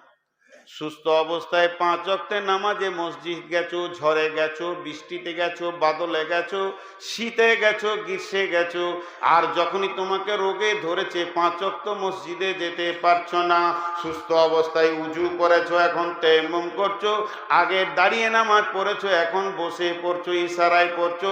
যৌবনকালে সুস্থ যতদিন আমাকে আমার রব রেখেছেন ঠিক মতো যদি মসজিদে হাজিরি দেওয়া হয়, বার্ধক্যে যদি বাড়িতে বিছানায় শুয়ে তায়াম্মুম করে ইশারায় নামাজ পড়া হয়, তারপরও আমার রব যৌবনের মেজারমেন্ট করে আমাকে নেকি দান করবে। এর জন্য নবীজি বলছেন সুস্থ জীবন একটা নিয়ামত, রোগা হয়ে যাওয়ার আগে। 3 নম্বরে নবীজি বলছেন ফারাগাকা কাবলা সুগলিকা, ফারাগাকা কাবলা সুগলিকা, সময় একটি নিয়ামত, বইয়ে চলে যাওয়ার আগে, হাতছাড়া হয়ে যাওয়ার আগে সময় তোমার বইয়া যায় রে মুমিন ভাই, সময় তোমার বইয়া চলে যায়। এই দুনিয়ার ফেরে বেতে পড়ে লইলে গাফিলতে, যাইবার তোমার কি হুঁশ নাই রে মুমিন ভাই, সময় তোমার বইয়া চলে যায়। সময় একটা এমন জিনিস, আপনি ঘুমাবেন আমি ঘুমাবো, আপনি আড্ডা দেবেন আমি আড্ডা দেব, বাস দাঁড়িয়ে যাবে 10 মিনিট, আর ট্রেন দাঁড়িয়ে যাবে আধ ঘন্টা, প্লেন দাঁড়াবে, দিন রাতের ভিতরে সকলের রেস্ট আছে, সকলে দাঁড়ায়, সবাই যেন একটু সময় নেয়। কিন্তু সময় এমন একটা জিনিস, ও বইতি আছে বইতি আছে, সময় কোনোদিন দাঁড়াবে না। বিশ্ব নবী বলছেন যে সময়টা তোমার হাতছাড়া হয়ে গেছে, এই সময়টা তুমি দ্বিতীয়বার আর ফিরিয়ে আনতে পারবে না। আল্লাহ তাবারক ওয়া তাআলা সময়ের কত গুরুত্ব দিয়েছেন, আল্লাহ তাবারক ওয়া তাআলা নিজে সময়ের কসম খেয়েছেন, এবং কোরআনের ভিতরে সময়কে কেন্দ্র করে 3খানা সূরা নাজিল করেছেন। একটা হলো সূরা দোহা, একটা হলো সূরা ফাজর, একটা হলো সূরা আসর, একটা দিনের শেষে সূরা, একটা রাতের শেষে সূরা, এবং আল্লাহ 4টা 3টি 2টি কসম খেয়েছেন এবং সময়ের গুরুত্বকে বোঝাতে চেয়েছেন। সময় হলো পৃথিবীর অদ্বিতীয় নিয়ামত, যে সেকেন্ডটা এক্ষুনি আপনার দ্বারা হাত ছাড়া হয়ে যাচ্ছে। আজকে 23 তারিখ, আপনার কিনা 23 তারিখ শনিবার দিবাগত রাত্রি হয়ে গেল, এখন 11টা 46 হয়ে গেল, 45টা মাত্র 1 মিনিট আগে চলে গেছে। এটা কিয়ামত পর্যন্ত ফিরে আনার ক্ষমতা নাই। বিশ্ব নবী বলছেন উম্মতের সজাগ থাকবে, সময়কে কাজে লাগাবে, খবরদার অবহেলায় সময়কে পার করে দিও না। একজন মুফাসসির বলছেন সূর্য কথা বলে, ভাই এটা হাদিস নয়, এটা মুফাসসির ইসলামী চিন্তাবিদের কথা। যখন সূর্য পূর্ব দিকে উঠে তখন দুনিয়াবাসীকে বলে, রে অরবপুরবাসী দুনিয়াবাসী শোন, তোর কপালে আবার একটা দিন তুই পেয়ে গেলি, তওবা করার সুযোগ পেয়ে গেলি, সময়কে কাজে লাগা, এখনো তুই মসজিদে ঢুকে যা। যখন সূর্য পশ্চিম দিকে অস্তমিত হয় বিশ্ববাসীকে ডাক দিয়ে বলে, হতভাগার দল, যেমন থিলি তেমন থেকে গেলি, তোর জীবনে একটা দিন তুই কবরের দিকে আগিয়ে গেলি, তোর কাছ থেকে একটা দিনের সময় শেষ হয়ে গেল, তোর কবর যত দূরে আছে তুই একটা দিনের রাস্তা আগিয়ে গেলি। সূর্য ডুবে গেছে, না জানি সকালে তুই বিছান থেকে উঠবি কিনা, তবে রাত্রি পেয়ে গেছিস, নির্জনে মাবুদের কাছে কেঁদেলে, এখনো পর্যন্ত সময়কে কাজে লাগা, চরিত্রকে তুই ঘুরিয়ে নে। সূর্য দিনে 2 বার মানুষকে চিৎকার মেরে ওসিয়ত করে। বন্ধুরা আমার, বিশ্ব নবী বলছেন ফারাগাকা কাবলা সুগলিকা, সময়কে বড় নিয়ামত মনে করে নাও হাতছাড়া হয়ে যাওয়ার আগে।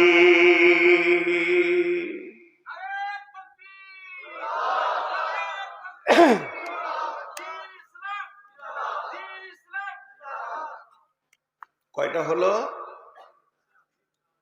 3টে হলো। যৌবন নিয়ামত বার্ধক্যের আগে, সুস্থ শরীর নিয়ামত রোগা হওয়ার আগে, আর সময় হলো নিয়ামত হাতছাড়া হয়ে যাওয়ার আগে। নাম্বার 4, কেউ উঠবেন না। 4 নম্বরটা বলে লোক বেশি উঠে, মনে মনে করে কালেকশন করবে। না, আমি তফসির করব, কালেকশন করব, শেষকালে করব। মন যাবে দেবেন, না মন যাবে না দেবেন।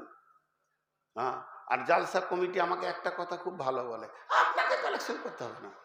যদি বলি যে আমাকে 9টায় দেন কালেকশন, না না না, আপনার কালেকশন করতে, এদিক দিয়ে আমি বেঁচে আছি আর কি, মাশাআল্লাহ। 1 পয়সা দেবেন না, ঘর চলে যাবেন। কিন্তু তফসিরটা শুনেন। বিশ্বনবী বলছেন গেনাকা কাবলা ফাকারিকা, এমন একজন ব্রেন বলছেন আল্লাহর পরে পরে যার স্থান, সারা পৃথিবীর বিজ্ঞানীকে এক জায়গায় করে দিলে রসুলের ব্রেনের সঙ্গে পারবে না। আমার নবী বলছেন গেনাকা কাবলা ফাকারিকা, তোমার কাছে যখন মাল আসবে, মাল যেন তোমার ডানে বামে হাতে পায়ে পকেটে নিচে সবসময় মাল তোমার কাছে থাকবে। তখন তুমি মালকে চট করে কাজে লাগিয়ে লাও। একদিন মাল তোমার হাত ছাড়া হবে, সেদিন তুমি পস্তাবে। আল্লাহ কোরআনে বলছেন, ইয়াহসাবু আন্না মালাহু আখলাদা, ইয়াহসাবু আন্না মালাহু আখলাদা। আমার গোলামেরা ধারণা করে আমার মাল আমার হাত ছাড়া হবে না। কবি নজরুল বলছেন, ধরণীর বুকে যত আশা আর রচিন সম্পদ যত, তোমারই মাটিতে মিশায়া যাবে হায় আমার দেহের মতো। আজকে আমি বলছি দেন ভাই, আমার আগে ইমদাদ বলছে দেন ভাই, আর কেউ বলছে দেন ভাই, কমিটি বলছে দেন ভাই। কিন্তু এমন একটা দিন আসবে, আল্লাহ তাবারক ওয়া তাআলা সূরা হাদীদে বলছেন, মানুষ জাহান্নামে যাওয়ার পর দান করতে চাইবে। আল্লাহ সূরা হাদীদে বলছেন, যখন তারা জাহান্নামে আগুনে চলে যাবে, ফালিয়াউমা লা ইয়াখুযু মিনকুম ফিদিয়াতুন ওয়ালা মিনাল্লাযীনা কাফারু মাওয়াকুমুন নার ওয়া বিইসাল মাসীর। তারা যখন জাহান্নামের অতল তলে চলে যাবে, চারিদিক থেকে আগুনের সাঁড়াশি আক্রমণ পাবে, তখন তারা মনে মনে ভাববে, আলেম ওলামারা বলেছিল বিপদে পড়লে ফিদিয়া করো, সাদকা করো, তুমি বেঁচে যাবে। ও তখন জাহান্নাম থেকে আল্লাহকে ডাক দিয়ে বলবে, রব্বি, আপনি যেদিন আজরাইল পাঠিয়ে আমাকে নিয়ে এসেছিলেন, সেদিন আমি টাকা পয়সা জমি জায়গা সোনা দানা পুকুর বাগান ছেলে পিলে বউ বিটি বিবি মা বাপ সবকে ছেড়ে দিয়ে চলে এসেছি। তারা কোথা আছে আমি জানি না, কিন্তু আপনার আয়াতে রয়েছে, মাবুদ রে, সমস্তগুলো আমি দান করে দিলাম। আমার জমি জায়গা পুকুর বাগান সোনা দানা ছেলে পিলে বউ বিটি দান করে দিলাম, সবগুলোকে জাহান্নামে দিয়ে আমাকে তুমি বাঁচিয়ে দাও। আল্লাহ বলবে, হে জাহান্নামী, তুমি শোনো, তুমি সময়কে কাজে লাগাওনি। তোমার কাছে যেদিন ভিক্ষা মাঙ্গা হয়েছিল, সেদিন তুমি আমাকে আমার লোকদেরকে অপমান করেছ। ফালিয়াউমা লা ইয়াখুযু মিনকুম ফিদিয়াতুন, আজকের দিনে দান নেওয়া হবে না, তোমার সে সুযোগটা হাতছাড়া হয়ে গেছে। মাল একদিন তোমার কাছে ছিল, সেদিন তোমার অহংকারে বুক ভরে গেছিল, তুমি এতটা ইসলামকে ভালোবাসনি। একবার তুমি ভেবে দেখবে, ছেলের স্কুলে কত খরচা করেছো, ইংলিশ মিডিয়ামে কত খরচা করেছো, মিশনে কত খরচা করেছো, বিবির কসমেটিক্সে কত গেছে, মেয়ের প্রেমে বেটিকে ভালোবেসে কত টাকা নষ্ট করেছো, কত টাকা ব্যয় করেছো। ছেলে পিলে বউ বিটি মা বাপ টোটাল খরচাটা হিসাব করবে, আর আল্লাহর পাল্লাতে তুমি বছরে কত দিয়েছো একবার হিসাব করে দেখবে।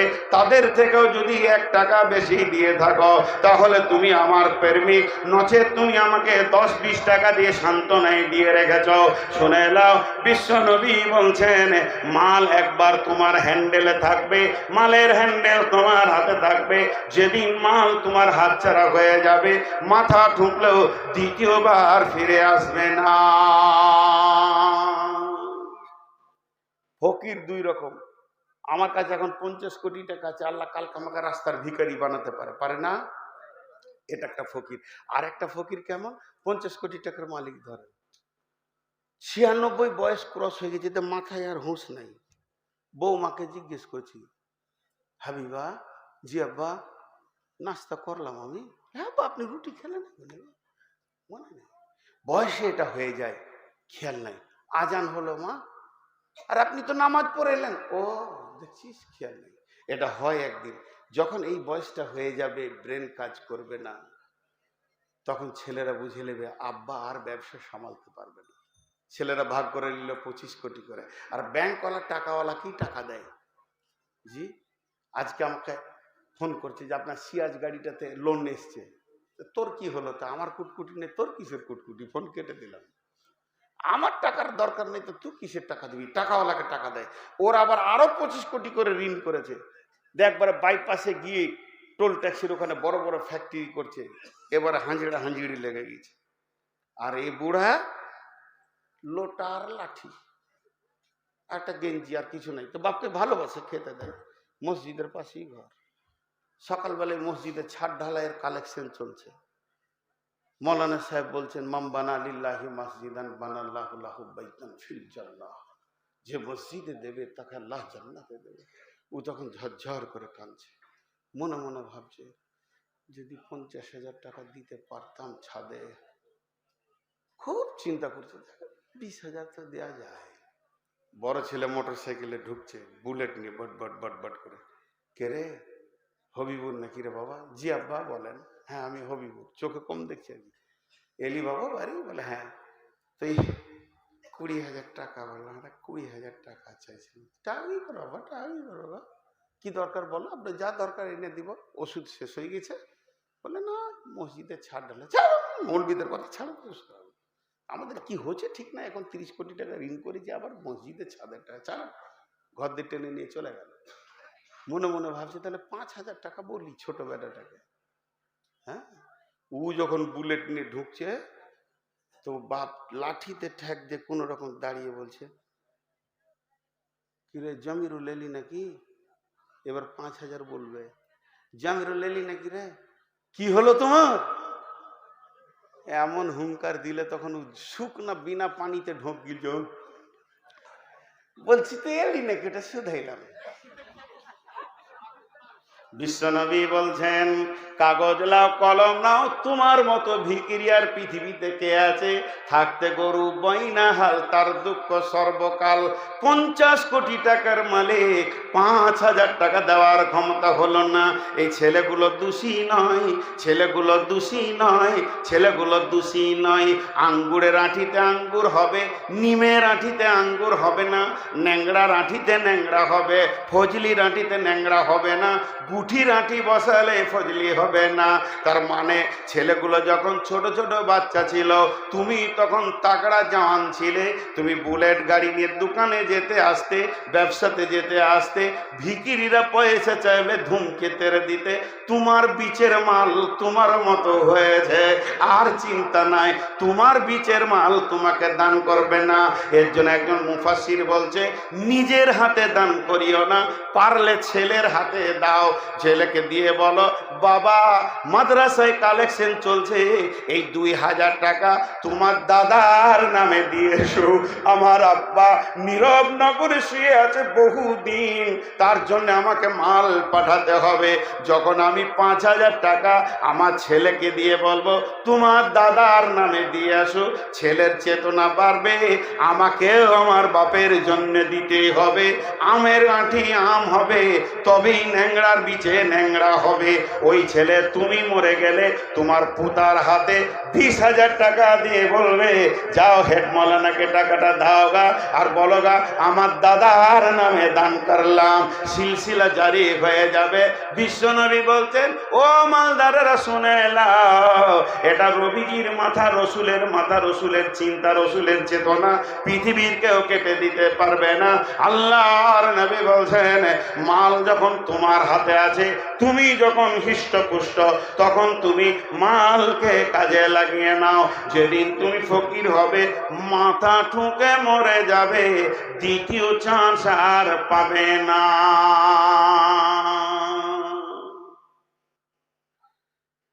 সব উঠছেন কেন গো?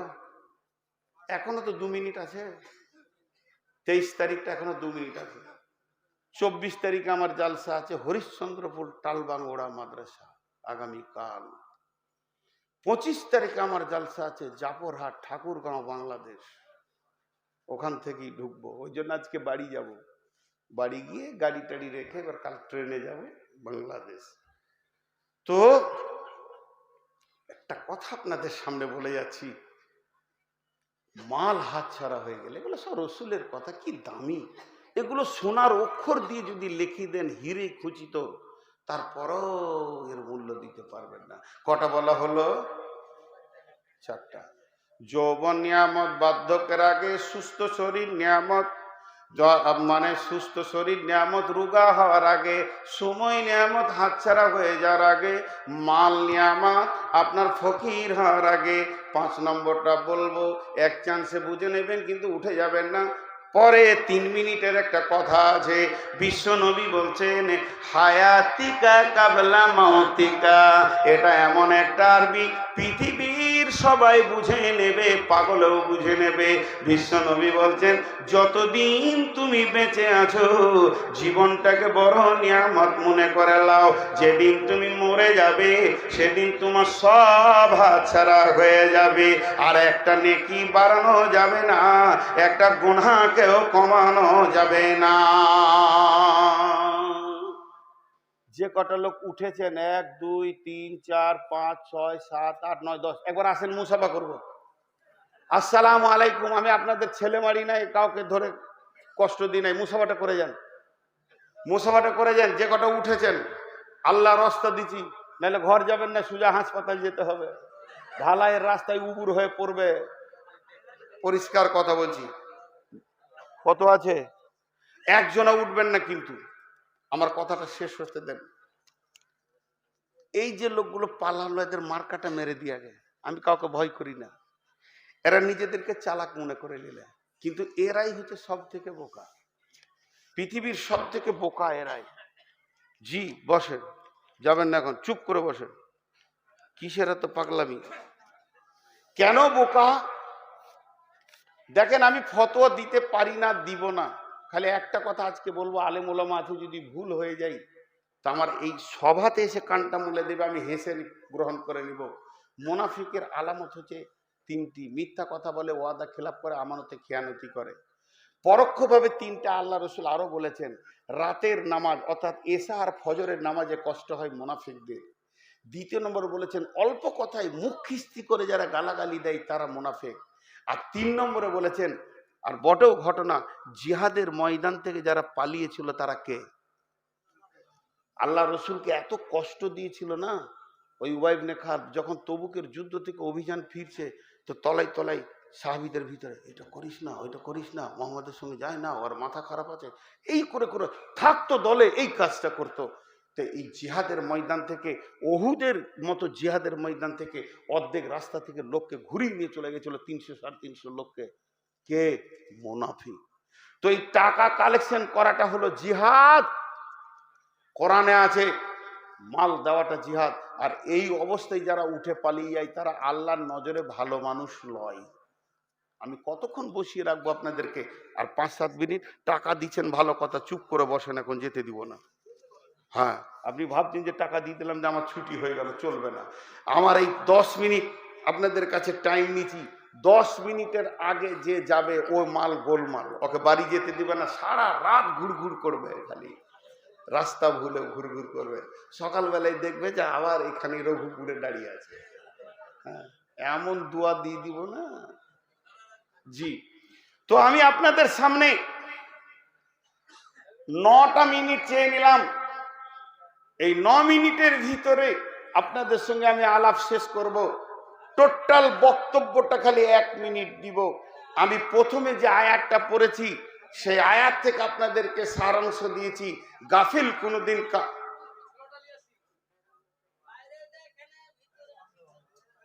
ও চিল্লাইছে কেন? তো অন্ধ আছে তো না, মাইক তো দুবো। আরে অন্ধ আছে তো চিল্লাবে কেন? আস্তে করে বলুক, তো ফোনেই বলুক। তো আমি টোটাল বক্তব্যটা 30 সেকেন্ডে গুটিয়ে দিচ্ছি। আল্লাহর আয়াত বলেছে, তোরা গাফেল হস না, গাফেল হলে পশুর থেকে নিচে চলে যাবি, তোদের সর্বস্ব শেষ হয়ে যাবে, জাহান্নামের জ্বালানি হয়ে যাবি। আর বিশ্বনবী বলছে গাফেল কোনোদিন সাকসেস হতে পারে না। তবে তোমাদেরকে আমি 5টা ওসিয়ত করছি, সব সময় সচেতন থাকবে, তাহলে এগুলো কাজে লাগাতে পারবে। 1 নম্বর হলো তোমাদের যৌবন নিয়ামত বার্ধক্যের আগে। 2 নম্বর সময় নিয়ামত চলে যাওয়ার আগে। সুস্থ শরীর নিয়ামত রোগা হওয়ার আগে। মাল নিয়ামত হাতছাড়া হয়ে যাওয়ার আগে, ফকির হওয়ার আগে।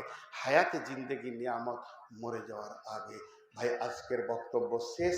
আপনারা ঘড়ি দেখেন, আমি ঘড়ি দেখছি।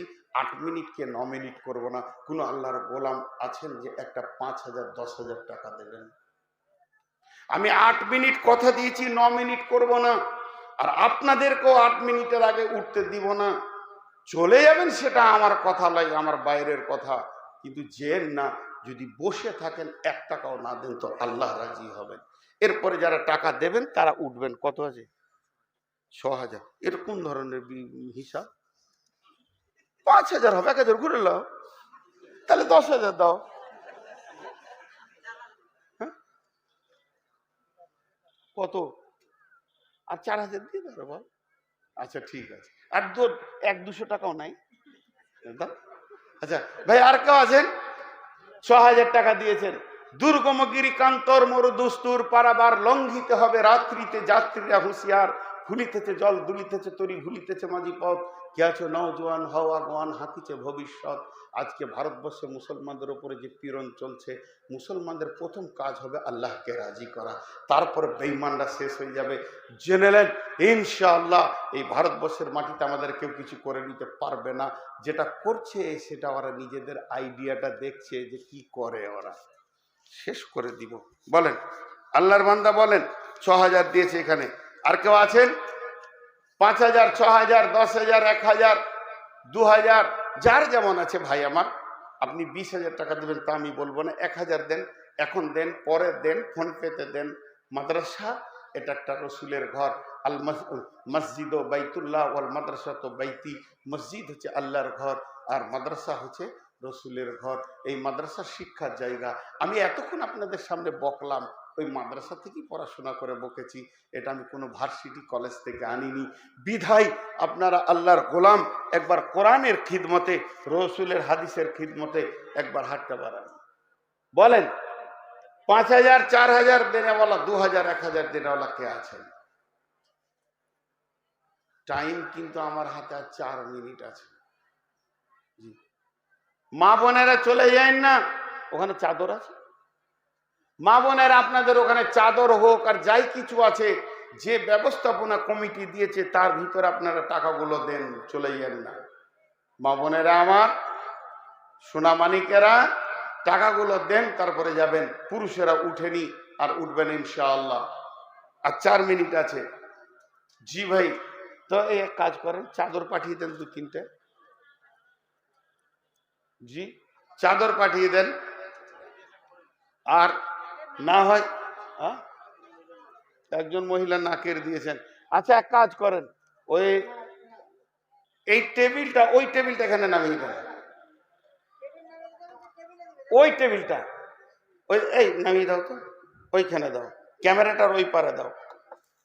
জি টেবিলটা নামিয়ে দেন। ভাই আপনাদের কাছে আমার আবদার, যতগুলি লোক বসে আছেন, এ দেখেন একটা নাকের দিয়েছে, নামিয়ে দিলাম, খেয়াল রাখবেন। যতগুলি লোক বসে আছেন এই টেবিলে হাতটা না রেখে যাবেন না।